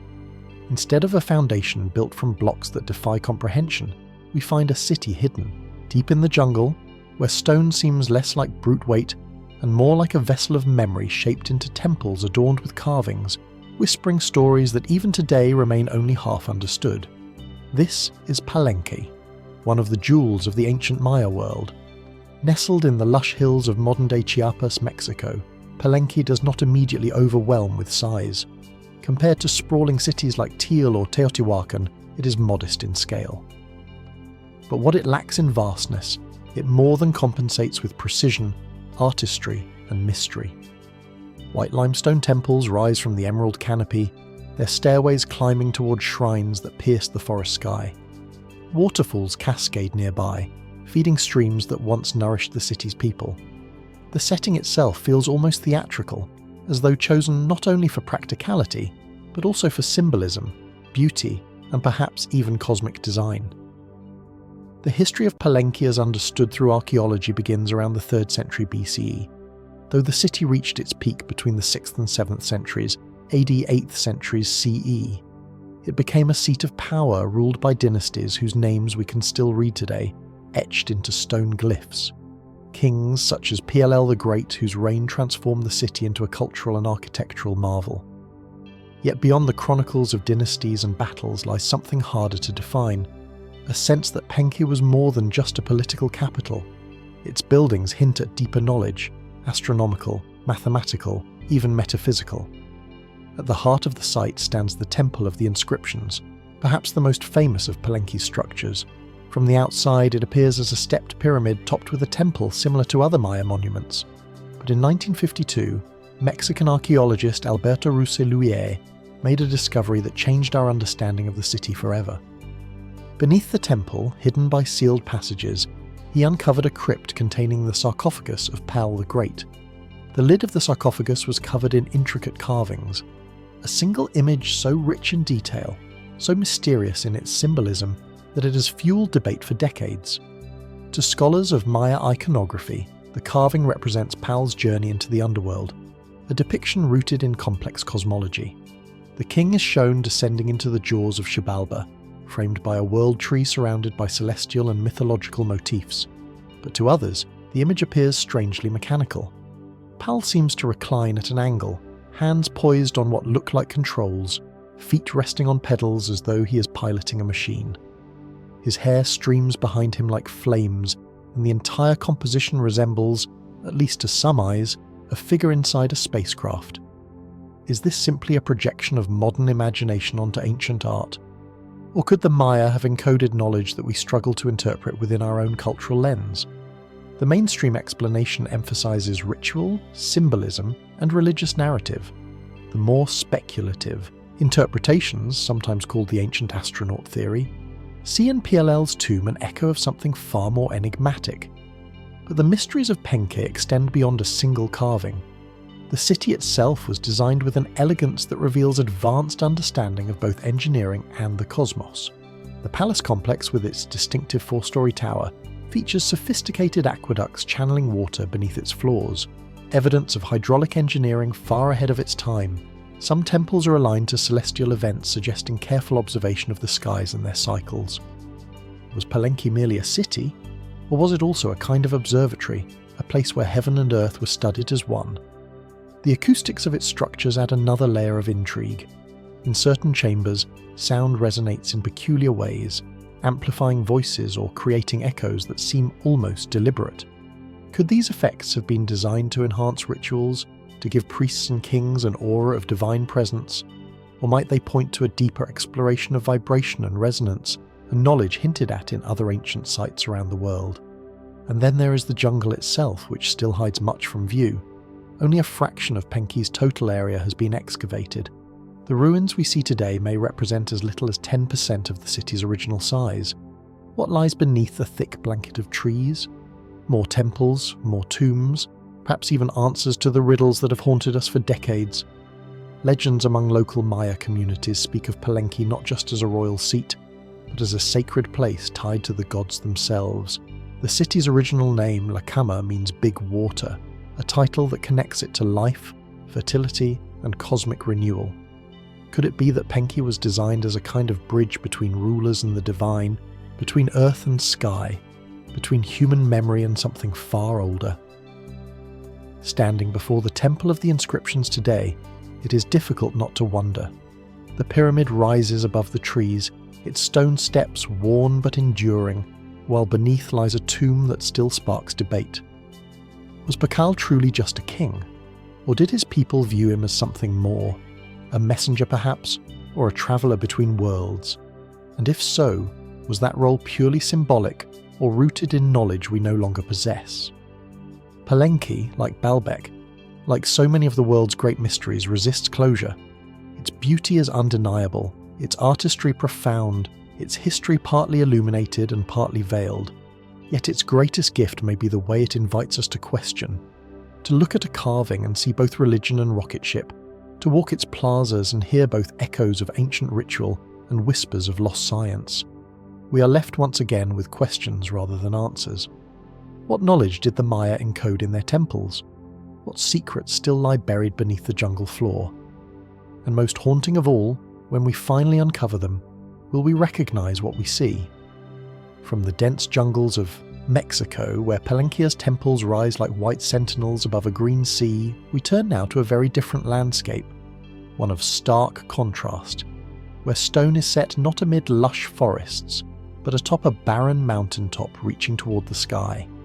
High in the rugged terrain of southeastern Turkey stands Mount Neutrut, a place where history, myth, and mystery converge in a way unlike anywhere else on Earth. The mountain itself is imposing over 2111 meters above sea level. Its slopes are barren, wind-swept, and seemingly inhospitable, and yet crowning its summit is one of the most enigmatic monuments of the ancient world. A massive artificial tumulus, a man-made peak of crushed rock beneath which, it is said, lies the burial chamber of a long-forgotten king. Flanking this stony mound are colossal statues, seated figures once towering over the landscape, now toppled and broken by earthquakes and time. Their heads, each several tons in weight, lie scattered across the terrace, gazing in silence at the horizon. It was in the 1st century BCE that this extraordinary complex was created under the orders of Antiochus the First Theos of Camagin, a ruler whose ambition seems to have rivaled his desire for immortality. Antiochus, ruling over a small but strategically placed kingdom wedged between Rome and Partha, sought to craft a legacy that would transcend the fleeting tides of politics. He claimed descent from both Alexander the Great and the Persian king Darius, weaving together Greek and Persian traditions into a singular vision. Mount Nema was to be his eternal stage, a place where gods and kings would sit together, gazing forever upon the rising and setting sun. The statues reflect this unusual fusion. On one side sit the gods of the Greek pantheon, Zeus, Apollo, Hercules. Yet their names are joined with their Persian counterparts, Zeus or Mastes, Apollo, Mithras, Heracles, Artagnus. Beside them sits Antiochus himself, depicted as an equal among deities, asserting his divine right and his eternal presence. This merging of traditions is not only political propaganda, but also a statement of cosmic order, an attempt to bind different cultures under the umbrella of one vision. And yet, for all the inscriptions and all the statues, the most tantalizing element of Mount Neret remains hidden. Beneath the summit's mound of crushed rock, Antiochus claimed to have prepared his own tomb, a burial chamber sealed away for eternity. Despite decades of archaeological work, it has never been located. Non-invasive surveys have detected cavities beneath the tumulus, suggesting that chambers may indeed exist. But to this day, no one has excavated them, partly due to the sheer scale of the mound, and partly because disturbing the site risks irreversible collapse.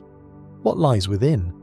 Is it truly the resting place of Antiochus, filled with treasures that would rival the tombs of Egypt? Or could it be something more? Some have speculated that the hidden chamber might hold relics or records, lost knowledge from the intersection of Greek, Persian and Near Eastern civilizations. Others wonder whether it was ever built at all, and whether the mound was instead a symbolic mountain, a man-made Olympus meant to house gods in spirit rather than a king in flesh. The astronomical alignments of Mount Neutrut add another dimension to the mystery. Scholars have noted that the eastern and western terraces of the monument appear oriented to the rising and setting of the sun at solstices and equinoxes. Some believe the site functioned as a kind of open-air observatory, where rituals were conducted in harmony with celestial cycles. In this interpretation, Antiochus' monument was not only a tomb but also a cosmic stage, a place where earthly and heavenly orders met. Could it be that the colossal statues and the tumulus were part of a larger design, one that sought to fix Antiochus himself within the eternal rhythm of the cosmos? Yet questions linger. Why build such a monumental complex in such a remote location? The summit of Mount Newt is not easily accessible even today. Was its isolation deliberate, meant to elevate the king above the world, closer to the heavens? Or was it part of an older tradition, one that predates Antiochus, tapping into a more ancient sacred geography of mountains as divine thresholds? And what of the statues themselves? Their sheer size, heads alone reaching 2 to 3 m in height, suggest immense labour and planning. How were they transported to the summit, carved with such precision and arranged in seated formation at over 2,000 pleras above sea level. The logistics alone remain staggering. Some more speculative voices have wondered whether Mount Neutrut, like other ancient sites, may preserve echoes of forgotten technologies or knowledge. Could the tomb chamber, if it exists, reveal texts or artifacts that challenge our understanding of the holistic world? Could it even connect to broader mysteries of sacred architecture across continents? These are questions that remain unanswered, not because scholars have dismissed them, but because the very heart of the mountain remains sealed. For now, what greets the visitor is a haunting tableau. Massive stone heads scattered across the terraces, their features weathered yet still regal, eyes fixed on horizons that mark the eternal dance of day and night. The mountain air is thin, the silence broken only by the wind. At sunrise and sunset, when the statues are bathed in shifting light, the effect is profoundly otherworldly. It is easy in such moments to feel that this mountaintop was indeed chosen as a place where gods and kings might share eternity. And yet the mystery persists. Is Antiochus truly buried there, resting unseen beneath the tumulus? Or is the tomb an illusion, a promise meant to inspire awe rather than conceal reality? Might future excavations one day reveal a hidden chamber, or will Mount Neutrut continue to guard its secret as it has for 2,000 years? The stones remain silent, the mound undisturbed. But as with so many of the world's unexplained monuments, it is not certainty that endures but wonder. And perhaps that was always Antiochus's intention, that his mountain, his gods, his image carved in stone, would provoke questions that outlast kingdoms. What lies beneath the summit of Mount Neutrut? A tomb, a treasure, a message, or simply the silence of stone? For now, no one can say, but the mystery remains, waiting perhaps for another age to uncover it. From the windswept summit of Mount Neutrut, where colossal statues once gazed toward the rising sun, we return now to the verdant lands of Mexico, to a site where stone and rhythm converge in ways both awe-inspiring and enigmatic. Nestled in the humid hills of Veracruz lies El Tajín, a city that thrived centuries before the arrival of the Spanish, yet whose origins and purpose remain partly obscured by time and vegetation. At first glance, El Tajín captivates with its geometry and scale. Unlike many Mesoamerican cities where temples and pyramids climb skyward as solitary sentinels, El Tajín spreads horizontally. Its plazas, ball courts, and stepped pyramids form a complex tapestry of public space. The most iconic structure is the Pyramid of the Niches, rising 6 stories with nearly 365 small niches carved into its limestone facade, a number strikingly close to the solar year. Its design seems deliberate, precise, and perhaps astronomical, hinting that the builders were not only architects but keen observers of the heavens. El Tajín flourished between roughly 600 and 1200 CE, serving as a major centre for the Toten people. Unlike larger empires, it seems to have relied less on monumental political conquest and more on ceremonial and cultural authority. Thousands of buildings, palaces, ball courts, and ceremonial platforms populate the site. Among them are over 17 ball courts, a concentration unparalleled in the pre-Columbian world, suggesting that the Mesoamerican ball game was not merely a sport, but a ritual deeply tied to social, political, and perhaps even cosmic cycles. What sets El Tajín apart from other ancient cities is its architectural ingenuity. The Pyramid of the Niches, for instance, aligns with sunrise and sunset at specific times of the year, creating dramatic light and shadow effects across its facade. The niches themselves, evenly spaced and deeply recessed, cast patterns that shift with the sun, illuminating the pyramid in a choreography of light. Was this an intentional calendar, a monument to celestial cycles? Or was it designed for ritual spectacle where sunlight itself became a medium of power and communication? The city's walls and buildings are adorned with intricate carvings, many depicting figures in motion, dancers, ball players, and priests, some wielding ceremonial objects, others performing gestures that remain cryptic. These images suggest that ritual was the heartbeat of El Tajín, yet the meaning behind them is elusive. Scholars have debated whether they encoded mythology, political authority, or secret knowledge accessible only to the initiated. Some carvings depict figures with unusual proportions or exaggerated features, which have sparked speculation about symbolic representation, altered states, or even lost cultural codes now incomprehensible to us. El Tajin's ball courts themselves are objects of fascination. The bas-reliefs along their walls depict scenes that are often violent, portraying decapitation, sacrifice, and other ritual acts. But why such an extraordinary concentration of ball courts here, more than in any other Mesoamerican city? Was this city a kind of ceremonial capital for the ball game, a hub where the movements of players mirrored cosmic patterns? Or was there something deeper? Something that tied sport, ritual, and celestial observation together in ways we have yet to decode? The site also offers hints of engineering that challenge modern understanding. Its drainage systems and foundations reveal sophisticated water management designed to withstand the heavy rains of the Veracruz lowlands.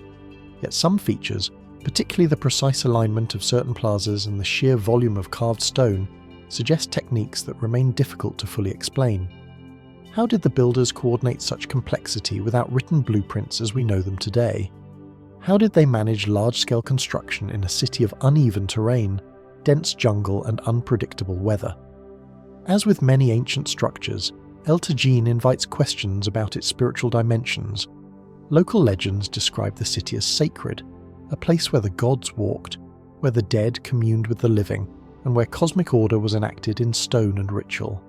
Some researchers argue that the architectural alignments, the pyramid niches, and the ball game courts were part of a symbolic network that encoded knowledge of astronomy, time, and human experience.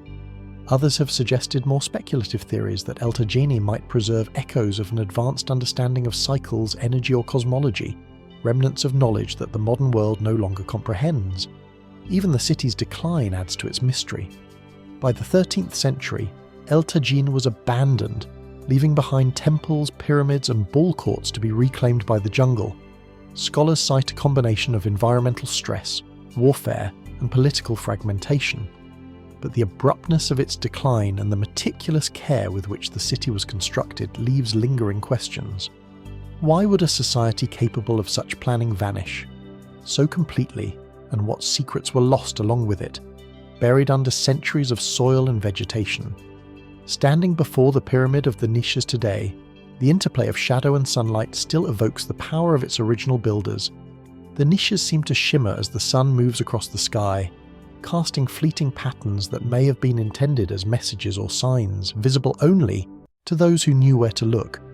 The ball courts remain silent, yet one can almost imagine the echo of bouncing balls and chanting crowds, a performance both earthly and cosmic. El Tajin is not merely a city frozen in stone. It is a story etched in limestone, a dialogue between human ambition, ritual, and the sky itself. Its builders sought not only to live, but to encode their understanding of the world into every niche, every platform, every courtyard. And yet, despite centuries of study, the full measure of their knowledge eludes us. Why were the niches carved with such precision? Why this extraordinary concentration of ball courts? And what did the Totonac people know about time, the heavens, and ritual that we may never fully understand?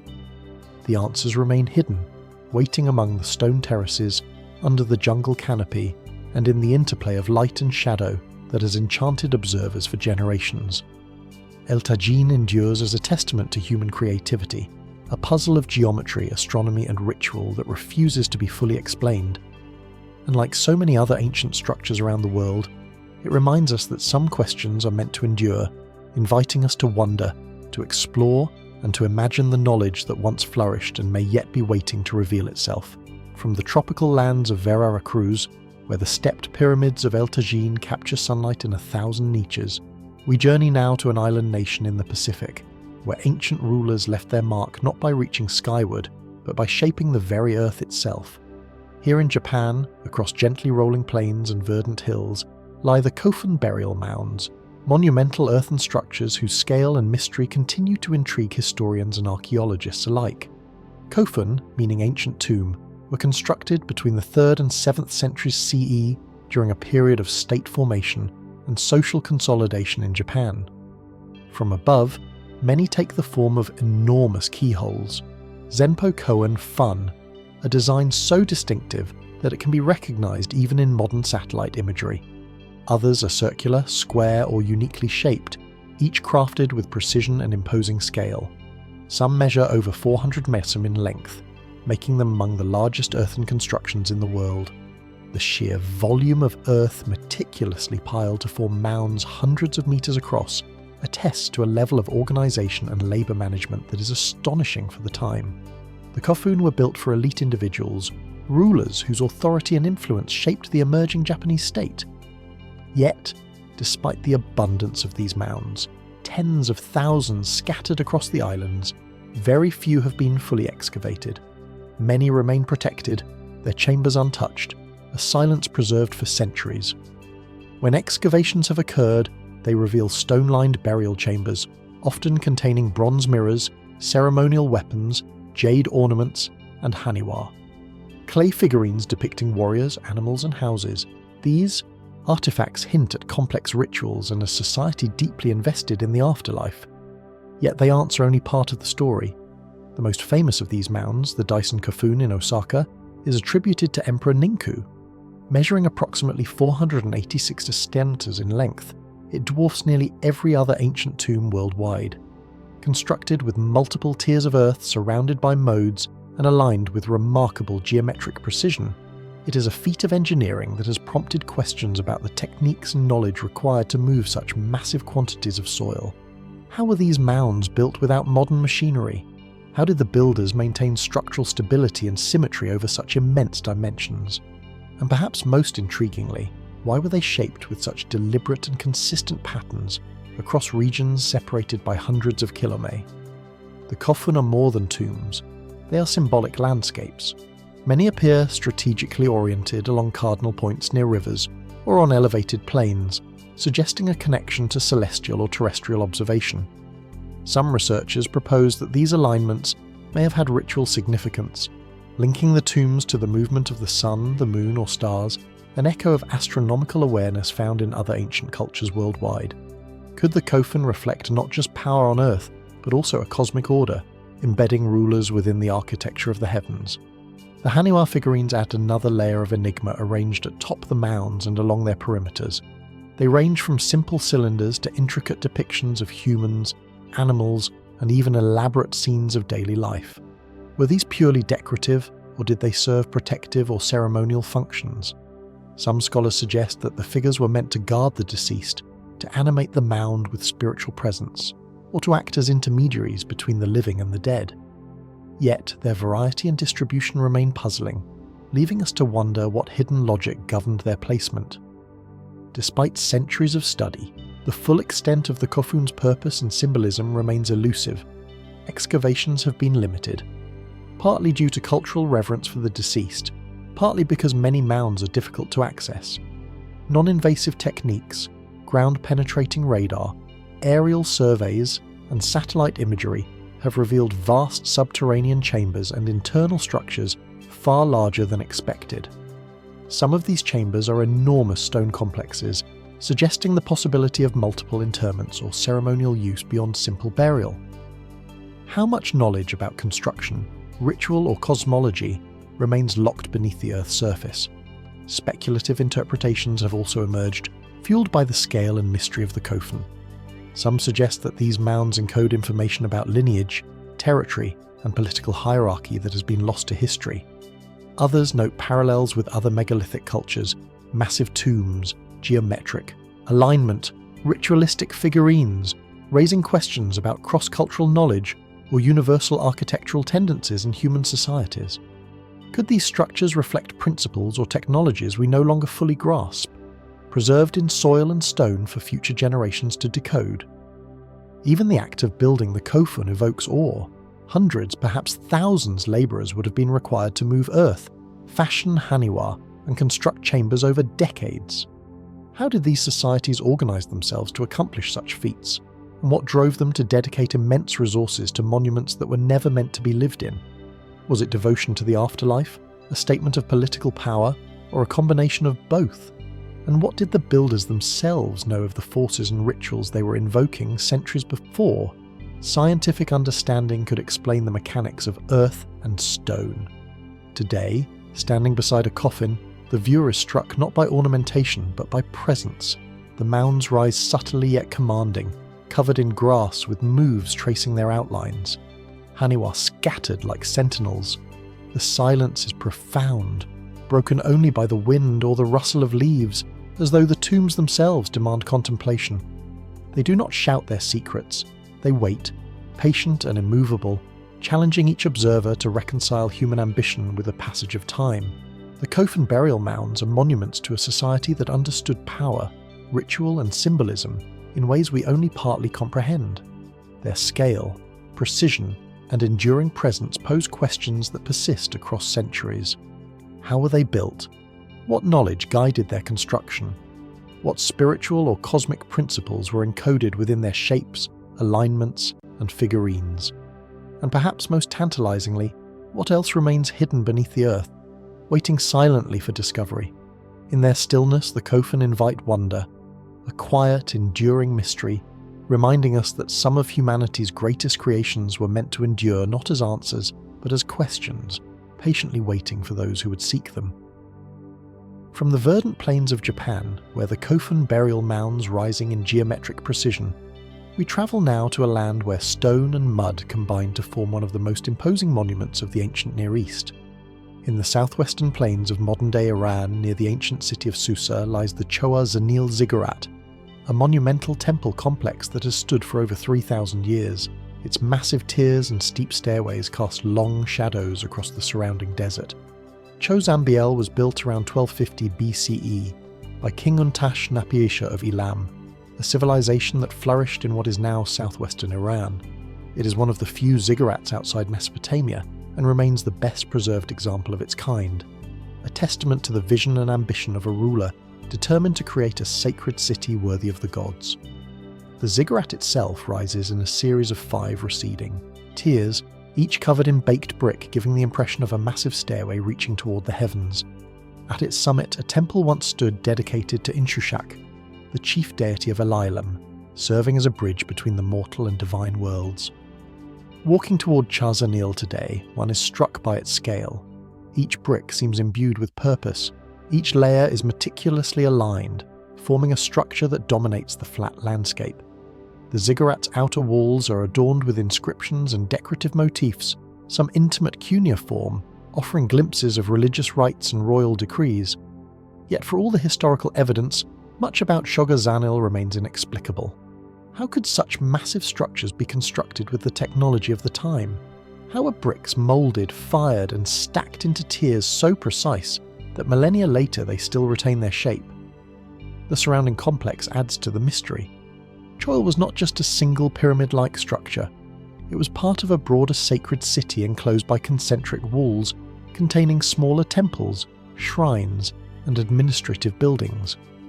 Over 100 buildings once filled the enclosure, each aligned in relation to the ziggurat itself. Some scholars argue that the layout reflects cosmological principles, aligning with celestial events or cardinal points. Could Untash-Napiisha have intended this city as a microcosm of the universe, embedding the heavens in the earth through architecture? Inside the ziggurat, chambers and stairways remain largely unexplored, partially because excavation risks destabilizing the ancient mud brick walls. Early digs revealed evidence of offerings, ceremonial artifacts, and traces of fire, suggesting that rituals were conducted on multiple levels. But the full purpose of the internal layout, the meaning of hidden spaces, and the possibility of secret chambers remain unknown. Were these purely functional for priests to perform rites? Or did they conceal knowledge, texts, relics, or objects that held significance lost to time? The scale and precision of Choa Zanil have prompted further questions. Each tier required careful planning to ensure stability. The weight of upper levels could easily collapse lower ones if miscalculated. Yet the builders succeeded, and their work has endured for millennia despite earthquakes, climate, and human neglect. Could this reflect a sophisticated understanding of engineering and material science? Perhaps even knowledge passed down from earlier civilizations whose methods remain undocumented. There is also the question of the ziggurat's purpose beyond religion. Its monumental presence and strategic location near trade routes suggest that it might have functioned as a display of political power as much as spiritual devotion. Did Untash-Napiisha intend to awe subjects and rivals alike, signalling divine favour and earthly authority through sheer architectural dominance? Or did the ziggurat serve as a hub for knowledge and ritual that has since faded from memory. Speculative theories occasionally surface as they do with other ancient structures of mysterious origin. Some propose that the ziggurat's form encodes astronomical knowledge, marking solstices, equinoxes, or planetary alignments much like the step pyramids of Mesoamerica. Others suggest that Shogazanbiel was part of a global pattern of sacred architecture, where societies independently developed monumental structures to express cosmological order and divine kingship. While such interpretations remain debated, they underscore the enduring fascination with a site that refuses to yield all its secrets. Even the materials themselves pose questions. Mud bricks, while abundant and practical, are far less durable than stone. Yet the builders of Choazanbiel created a structure capable of withstanding centuries of exposure, using techniques to reinforce walls, improve drainage, and maintain stability. What knowledge guided these choices, and how was it transmitted to labourers over decades of construction? Standing at the base of Shogazanil today, the desert wind sweeps across the tiers, carrying the echoes of distant ceremonies. The ziggurat silhouette rises dramatically against the horizon, a symbol of human ambition, devotion, and ingenuity. One can almost imagine the priests ascending its stairways, bringing offerings to the gods, their movements ritualized in time with the sun and stars, and yet beneath the layers of baked brick, the full story remains hidden, awaiting discovery. Choazanil reminds us that ancient monuments are more than relics. They are enduring questions carved in earth and stone. Why were the tiers constructed with such precision? What rituals took place at the top of the summit temple? And what secrets might remain within undiscovered chambers? How did the Elamites achieve this level of architectural sophistication without written blueprints or modern tools? The ziggurat stands silent and imposing, a testament to ambition and faith. And like so many other unexplained structures around the world, it leaves us with a profound sense of wonder. For every brick, every tear, and every aligned wall challenges us to consider the ingenuity, belief, and knowledge of those who came before, and to ponder what remains hidden, waiting patiently beneath the surface of time. From the baked bricks and tiered sanctuaries of Chogosanbil, where ancient rulers sought to reach the heavens and anchor themselves in the divine, we return to the Pacific to a landscape far more fluid, yet no less enigmatic. Beneath the waves off the southern coast of Japan, near the island of Yonauni, lies a formation that has captivated archaeologists, divers and enthusiasts for decades. The Yonauni Monument, a submerged structure of immense scale and peculiar geometry that challenges our understanding of both human history and natural processes. The monument sits approximately 5 to 40 memolst beneath the East China Sea, just off the coast of Yonauni Island. From above, it is invisible to the eye, yet underwater, it reveals a series of terraces, steps and platforms carved from massive blocks of sandstone and mudstone. The largest platform stretches over 150 meters in length, while some of the steps are more than 2 meters high, forming a multi-level structure that seems to echo the design principles of man-made pyramids and ziggurats. The precision of the terraces, the near-perfect right angles, and the straight walls have led some observers to question whether this is a purely natural formation or evidence of an advanced prehistoric civilization now lost beneath the ocean. The debate over Yonauni's origins began in earnest in 1986 when marine geologist Masaki Kimura brought international attention to the site. He argued that the structure is man-made, or at least shaped with human intervention, pointing to features that resemble steps, roads, and even what could be considered a massive pyramid at the edge of the formation. Kimura suggests that the monument may date back 10,000 years, a time before the end of the last ice age, when sea levels were significantly lower. If this is true, Yonauni would predate all known monumental architecture in the world, including Egypt's pyramids and Mesopotamia's ziggurats. Yet, the scientific community remains divided. Skeptics argue that the rock formations could have formed naturally through tectonic activity, erosion, and fracturing, creating the illusion of terraces and right angles. They note that sandstone is prone to fracturing in straight lines, and that some features could simply be coincidental. However, even critics acknowledge that the site exhibits a level of regularity and scale rarely observed in purely natural formations, and that certain features such as a large platform with parallel walls defy easy geological explanation. The monument's underwater setting adds layers of mystery. Its submersion suggests that if it were man-made, its creators lived during a time when this area was above sea level, potentially at the dawn of human civilization, in an era when our understanding of engineering and construction is limited to stone tools and small settlements.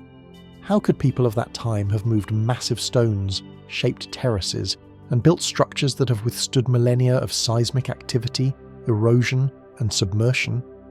The questions are as compelling as the site is enigmatic.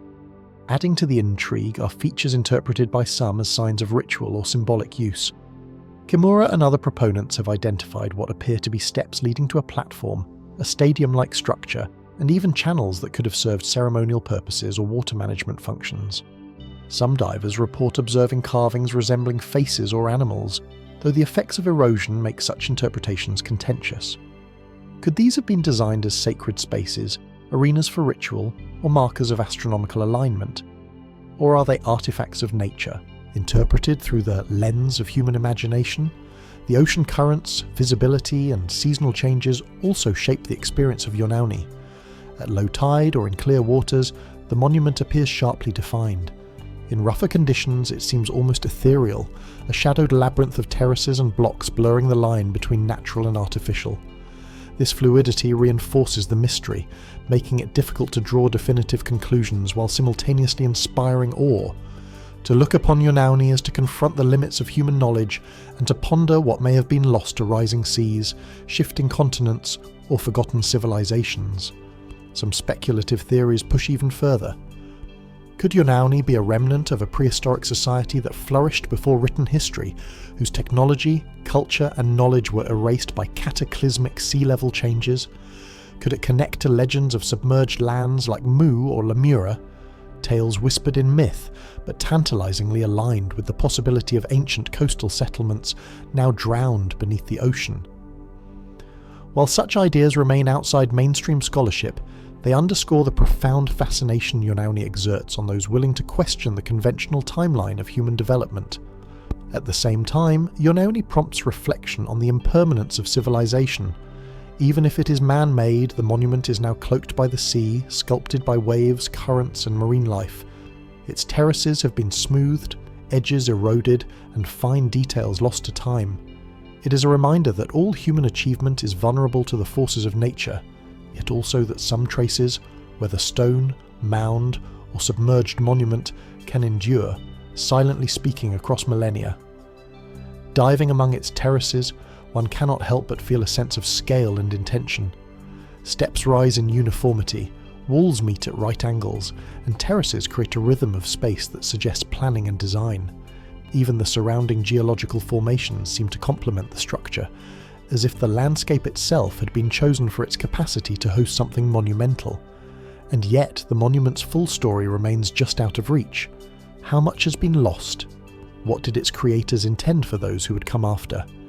And perhaps most hauntingly, how many other structures like Yonauni lie hidden beneath the world's oceans, waiting silently for rediscovery?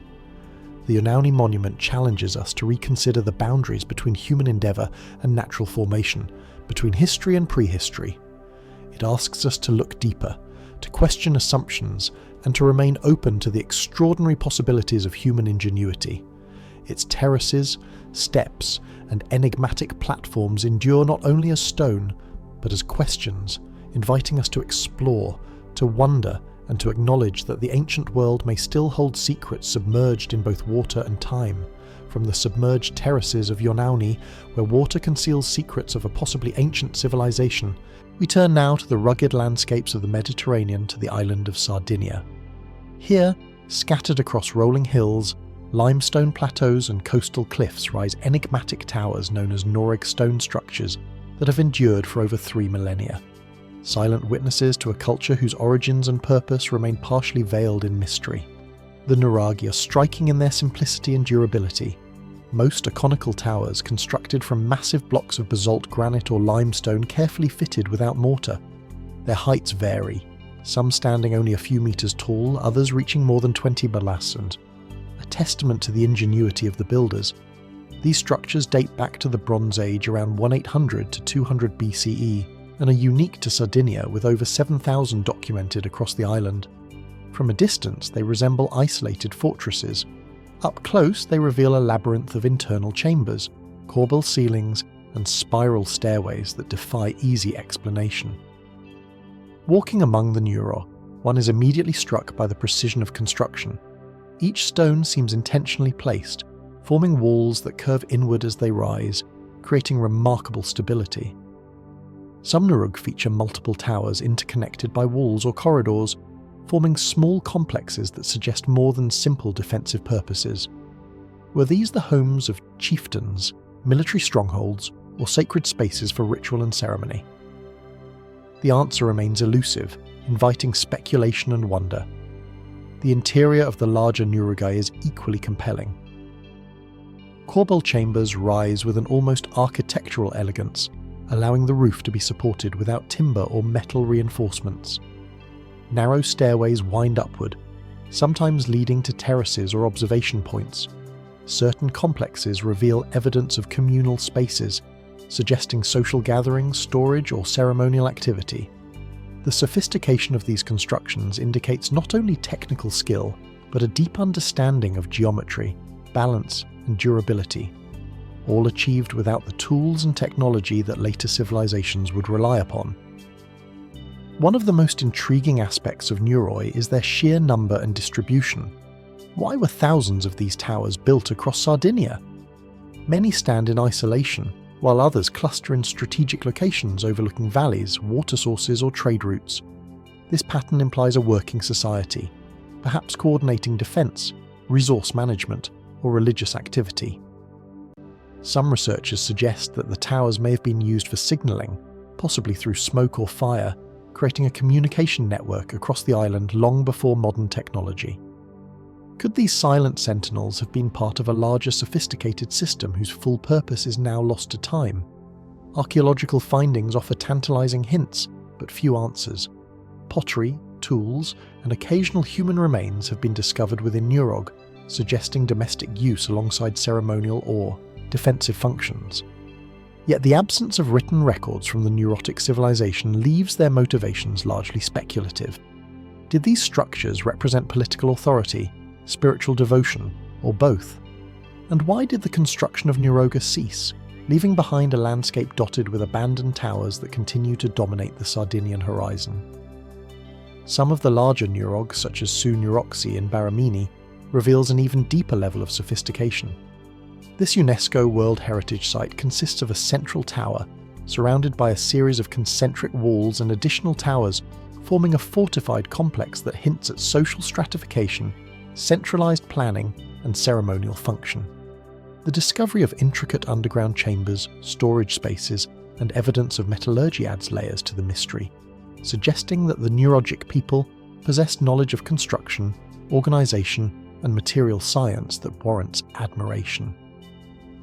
Speculative interpretations of the Nurugi also abound. Some propose that their alignment or location could have astronomical significance, marking solstices, equinoxes, or the movement of celestial bodies. Others suggest that the towers may preserve echoes of religious or spiritual knowledge encoded in their geometry and placement. Could these ancient builders have been influenced by or connected to other Mediterranean cultures, exchanging ideas of architecture, ritual, and symbolism? Or did they develop independently, creating an island civilization whose ingenuity rivaled that of contemporaneous societies? The Nurug also invites reflection on endurance and legacy. Unlike structures built from softer materials, these towers have withstood earthquakes, erosion, and human interference for thousands of years. Their presence continues to shape Sardinia's identity, connecting modern inhabitants with an ancient past. Standing beside a Nurog, one is struck not only by the skill of its builders, but by the mystery that still surrounds them. How did they move massive stones with primitive tools? What social, spiritual, or defensive considerations guided their placement? And what might we learn if more of these structures were excavated, studied, and understood?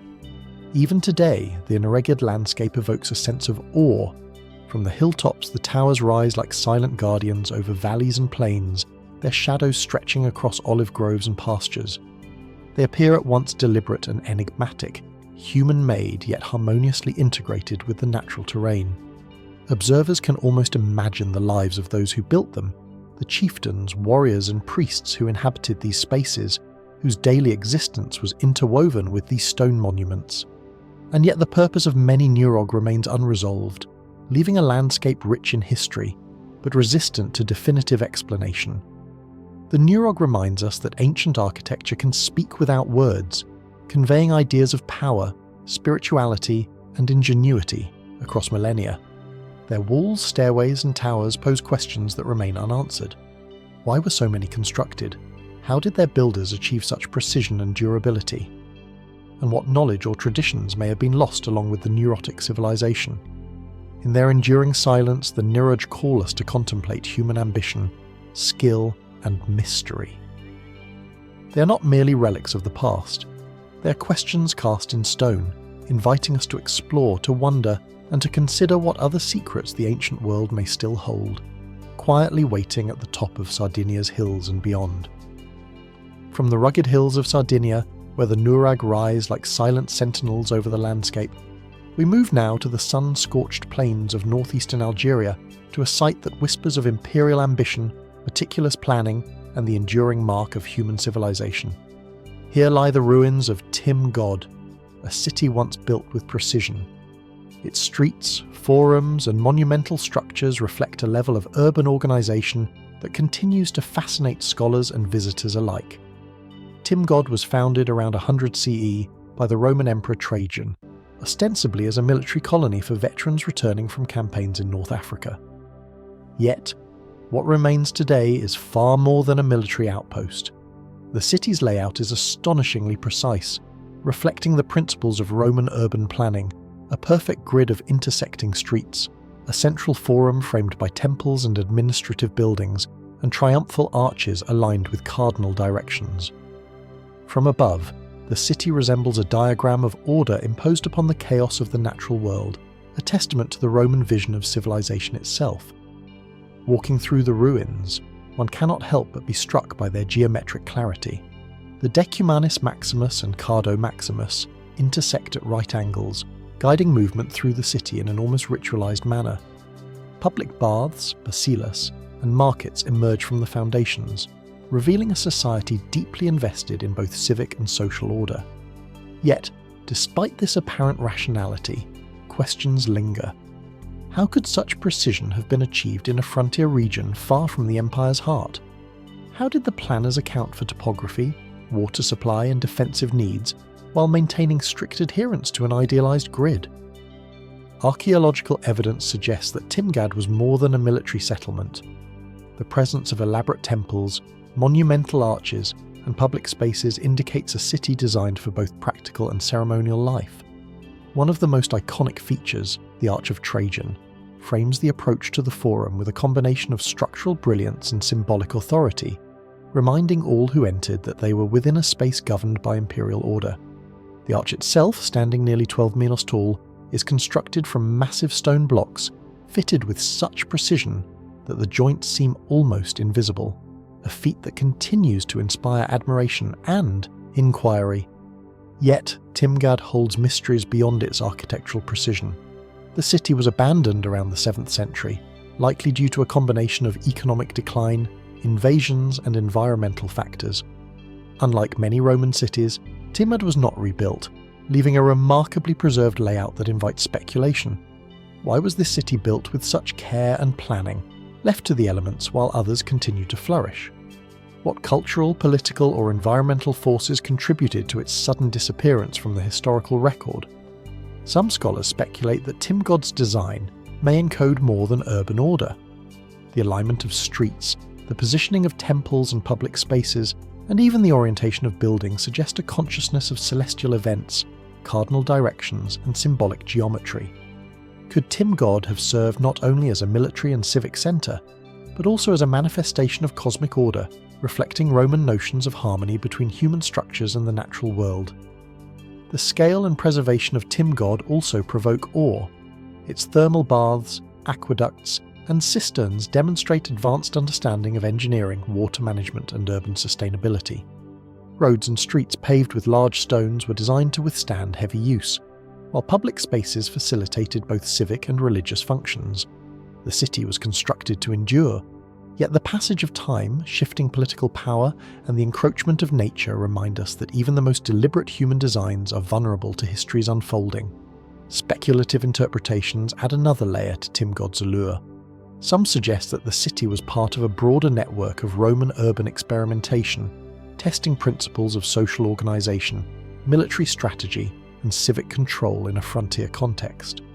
Others wonder whether the city's sudden abandonment hints at hidden forces, epidemics, climatic events, or conflicts whose impact remains obscured in the historical record. And yet, standing among the ruins, one senses not disorder, but an enduring presence, a frozen testament to human ingenuity and ambition. The interplay between scale, precision, and impermanence is striking.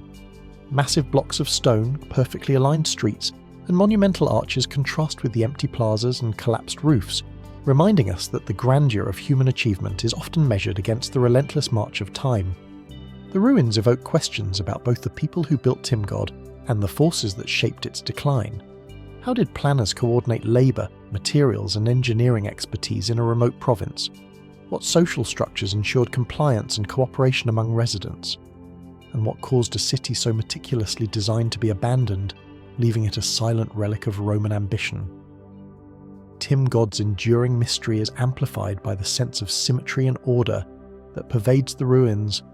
From the forum to the baths, from the triumphal arch to the residential quarters, the city presents a coherent vision of urban life, yet the lives of its inhabitants remain largely obscured. Who walked these streets and what stories unfolded beneath the shadows of temples and colonnades? What rituals, celebrations, or conflicts were enacted here, now lost to time and dust? Visiting Timgod today, the silence is profound. The wind stirs dust across the forum, birds circle the broken arches, and the sun casts long shadows across perfectly aligned streets. The city, though abandoned, continues to speak, not in words, but in geometry, proportion, and the deliberate choices of its builders. Its enduring presence invites reflection on the interplay between human ambition, planning, and the inexorable forces of history. Timgod stands as a paradox at once fully realised and yet incomplete in our understanding. Its streets, forums, and arches challenge us to consider the limits of human knowledge and the fragility of civilizations. How did this frontier city achieve such precision and scale? Why was it left to the elements so well preserved yet silent?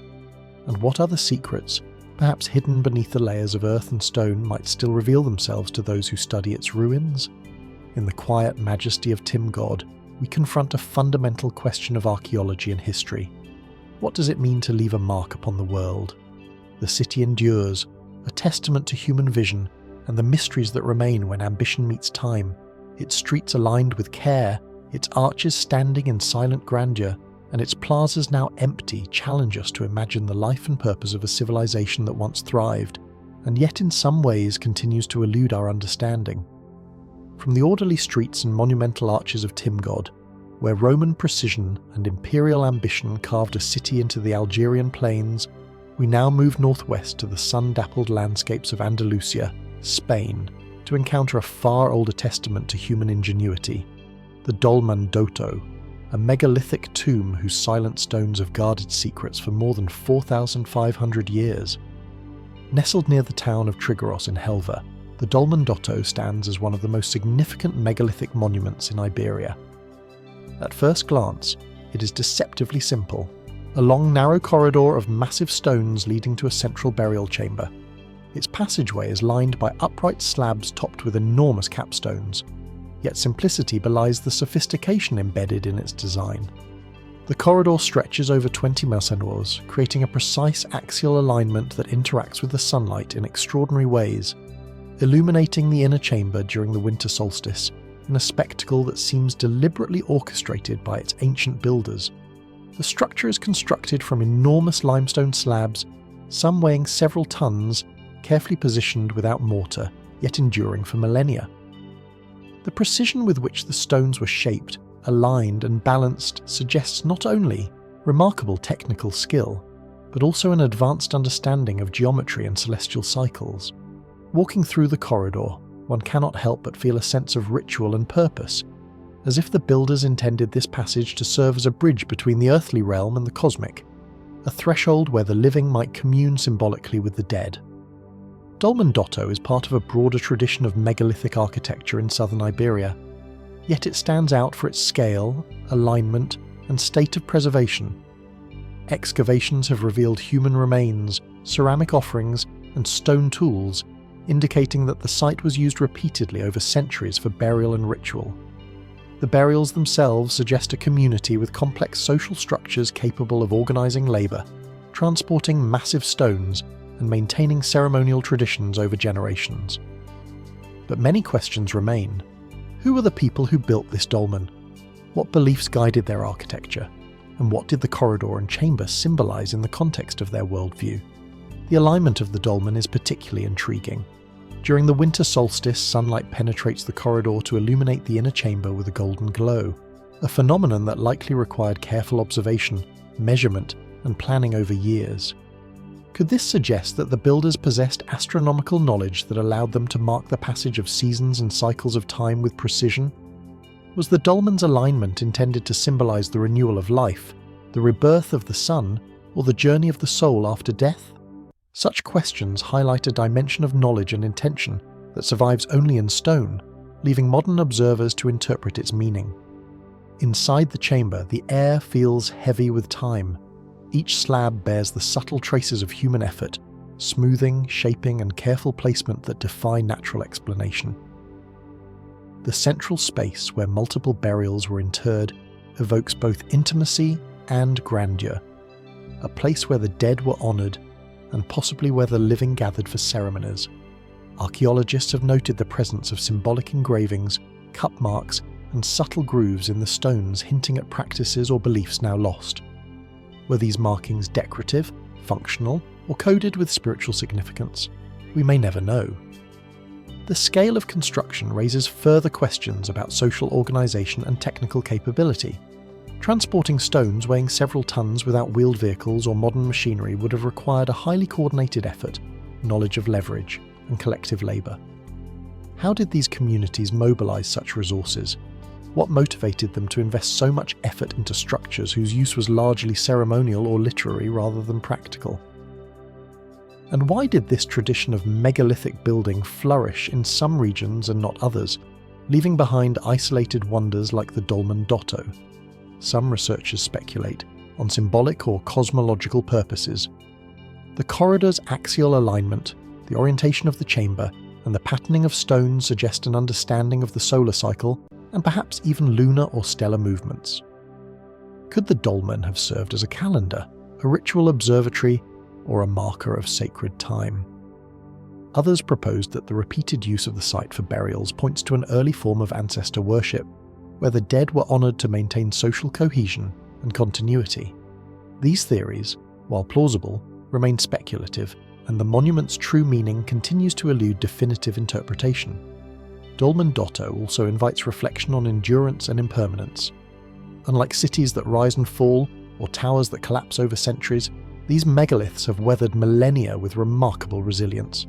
Their survival challenges our assumptions about prehistoric societies and the permanence of human intention. Here, the architecture itself becomes a message across time, a structure built with care, precision, and reverence, asking each visitor to pause and consider the minds, hands, and beliefs that shaped it. As one moves through the corridor, the mind is drawn to questions that remain unresolved. What daily lives unfolded around this dolmen? How did its construction affect the surrounding landscape, the community, and subsequent generations? What ceremonies were conducted within its walls? And what mysteries have been lost to time, buried alongside the dead? The stones themselves offer no answers, only presence, a silent witness to human ambition, devotion, and curiosity. In standing among the Dolmen Dotto, we confront the profound intersection of human ingenuity and mystery. The precise placement of stones, the alignment with celestial events, and the sheer scale of the corridor and chamber speak to a society capable of remarkable architectural achievement. Yet, the monument does not yield its secrets easily. It challenges us to imagine the intentions, beliefs, and knowledge of a culture that existed more than 4,000 years ago, leaving behind a tangible yet enigmatic imprint of their world. The Dolmen Dotto, like other ancient structures scattered across the globe, reminds us that human history is layered with questions as much as with answers. Its stones endure, weathered yet resilient, standing as a bridge between the past and the present, inviting us to wonder what motivated its builders, what they understood about the world around them, and what remains hidden in the spaces between the slabs waiting to be discovered. From the sunlit megaliths of Dolmen Dodto, where prehistoric communities aligned stone corridors with the movements of the sun, we turn now to the fertile coastal valleys of Peru, to a city that predates even the great civilizations of the Americas. Nestled in the Soup Valley, Caral is considered one of the oldest urban centres in the Western Hemisphere, a city of monumental pyramids, plazas, and residential complexes that has endured more than 5,000 years of silence and sediment. Kerala emerges from the desert landscape as an intricate tapestry of human ambition. Its pyramids rise gently from the valley floor, broad platforms of earth and stone carefully constructed to dominate the surrounding terrain. The largest pyramid, often referred to as the Great Pyramid of Caral, stretches nearly 60 min height, with terrace levels that echo the contours of the hills behind it. Unlike the stone edifices of later Andean civilizations, Caral's structures are primarily built of sun-dried bricks shaped with precision and fitted to form durable platforms. Ceremonial centres and residential compounds. The city, sprawling across some 150 acres, reveals a sophisticated urban vision that continues to puzzle archaeologists and historians alike. Walking among the ruins, one is struck by the scale and deliberation of the planning. The city is arranged in a series of plazas and pyramids connected by broad avenues, suggesting not only functional organisation, but symbolic intent. Circular sunken plazas appear alongside rectangular pyramids, forming spatial relationships that hint at ritualistic or ceremonial use. Could these plazas have hosted gatherings, musical performances, or communal rites? Excavations have revealed evidence of reed flutes, gourds, and other instruments, suggesting that music may have been an integral part of Caral's public life, a civilization that harmonized architecture, landscape, and human activity in ways that remain elusive to our modern understanding. The construction of Kerala predates the invention of ceramics in the region, and there is no evidence of defensive walls or weaponry.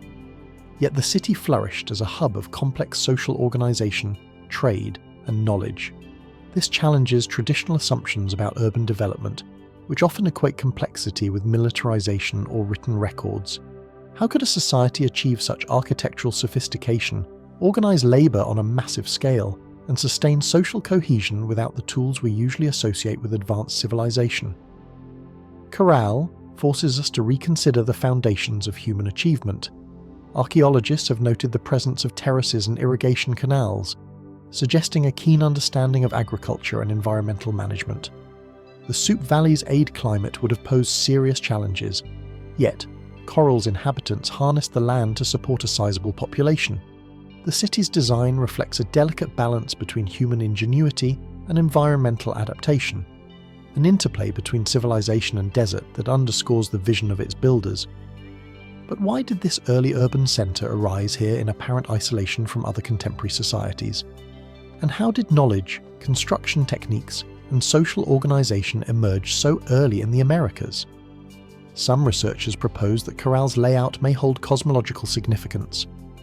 The orientation of pyramids and plazas, the alignment of avenues with surrounding mountains, and the apparent attention to light and shadow suggest that the city's planners considered celestial events in their designs. Could the rise of the sun and the position of stars have guided the placement of ceremonial platforms and public spaces? Did the builders of Kerala intend for the city itself to serve as a monument to cosmic order, embedding spiritual knowledge into its very foundations? While such interpretations remain speculative, the careful arrangement of structures leaves little doubt that symbolic thought played a central role in the city's creation. Caral's discovery in the late 20th century revealed another astonishing element. Its society achieved remarkable cultural sophistication, without many of the hallmarks of later civilizations. There are no fortifications, no hieroglyphs, and no evidence of warfare. Yet the city exhibits hierarchical organization, monumental architecture, and signs of long-distance dance trade, including the presence of spondylus shells from the coast hundreds of kilometers away. This paradox, complexity without apparent militarism, challenges conventional models of urban evolution and hints at alternative pathways to societal advancement. The monuments themselves invite contemplation. Broad staircases lead to ceremonial platforms, plazas are flanked by rectangular and circular structures, and carefully shaped sun-dried bricks form terraces that have withstood millennia of earthquakes and erosion. Each feature appears deliberate, yet the full purpose of the spaces is shrouded in mystery. Were the pyramids primarily religious centres, administrative hubs, or communal symbols? Were the plazas spaces for commerce, ritual, or social cohesion? And how much of Corral's culture, ritual, and knowledge has been irretrievably lost to time? Standing amidst the ruins, one senses both intimacy and grandeur.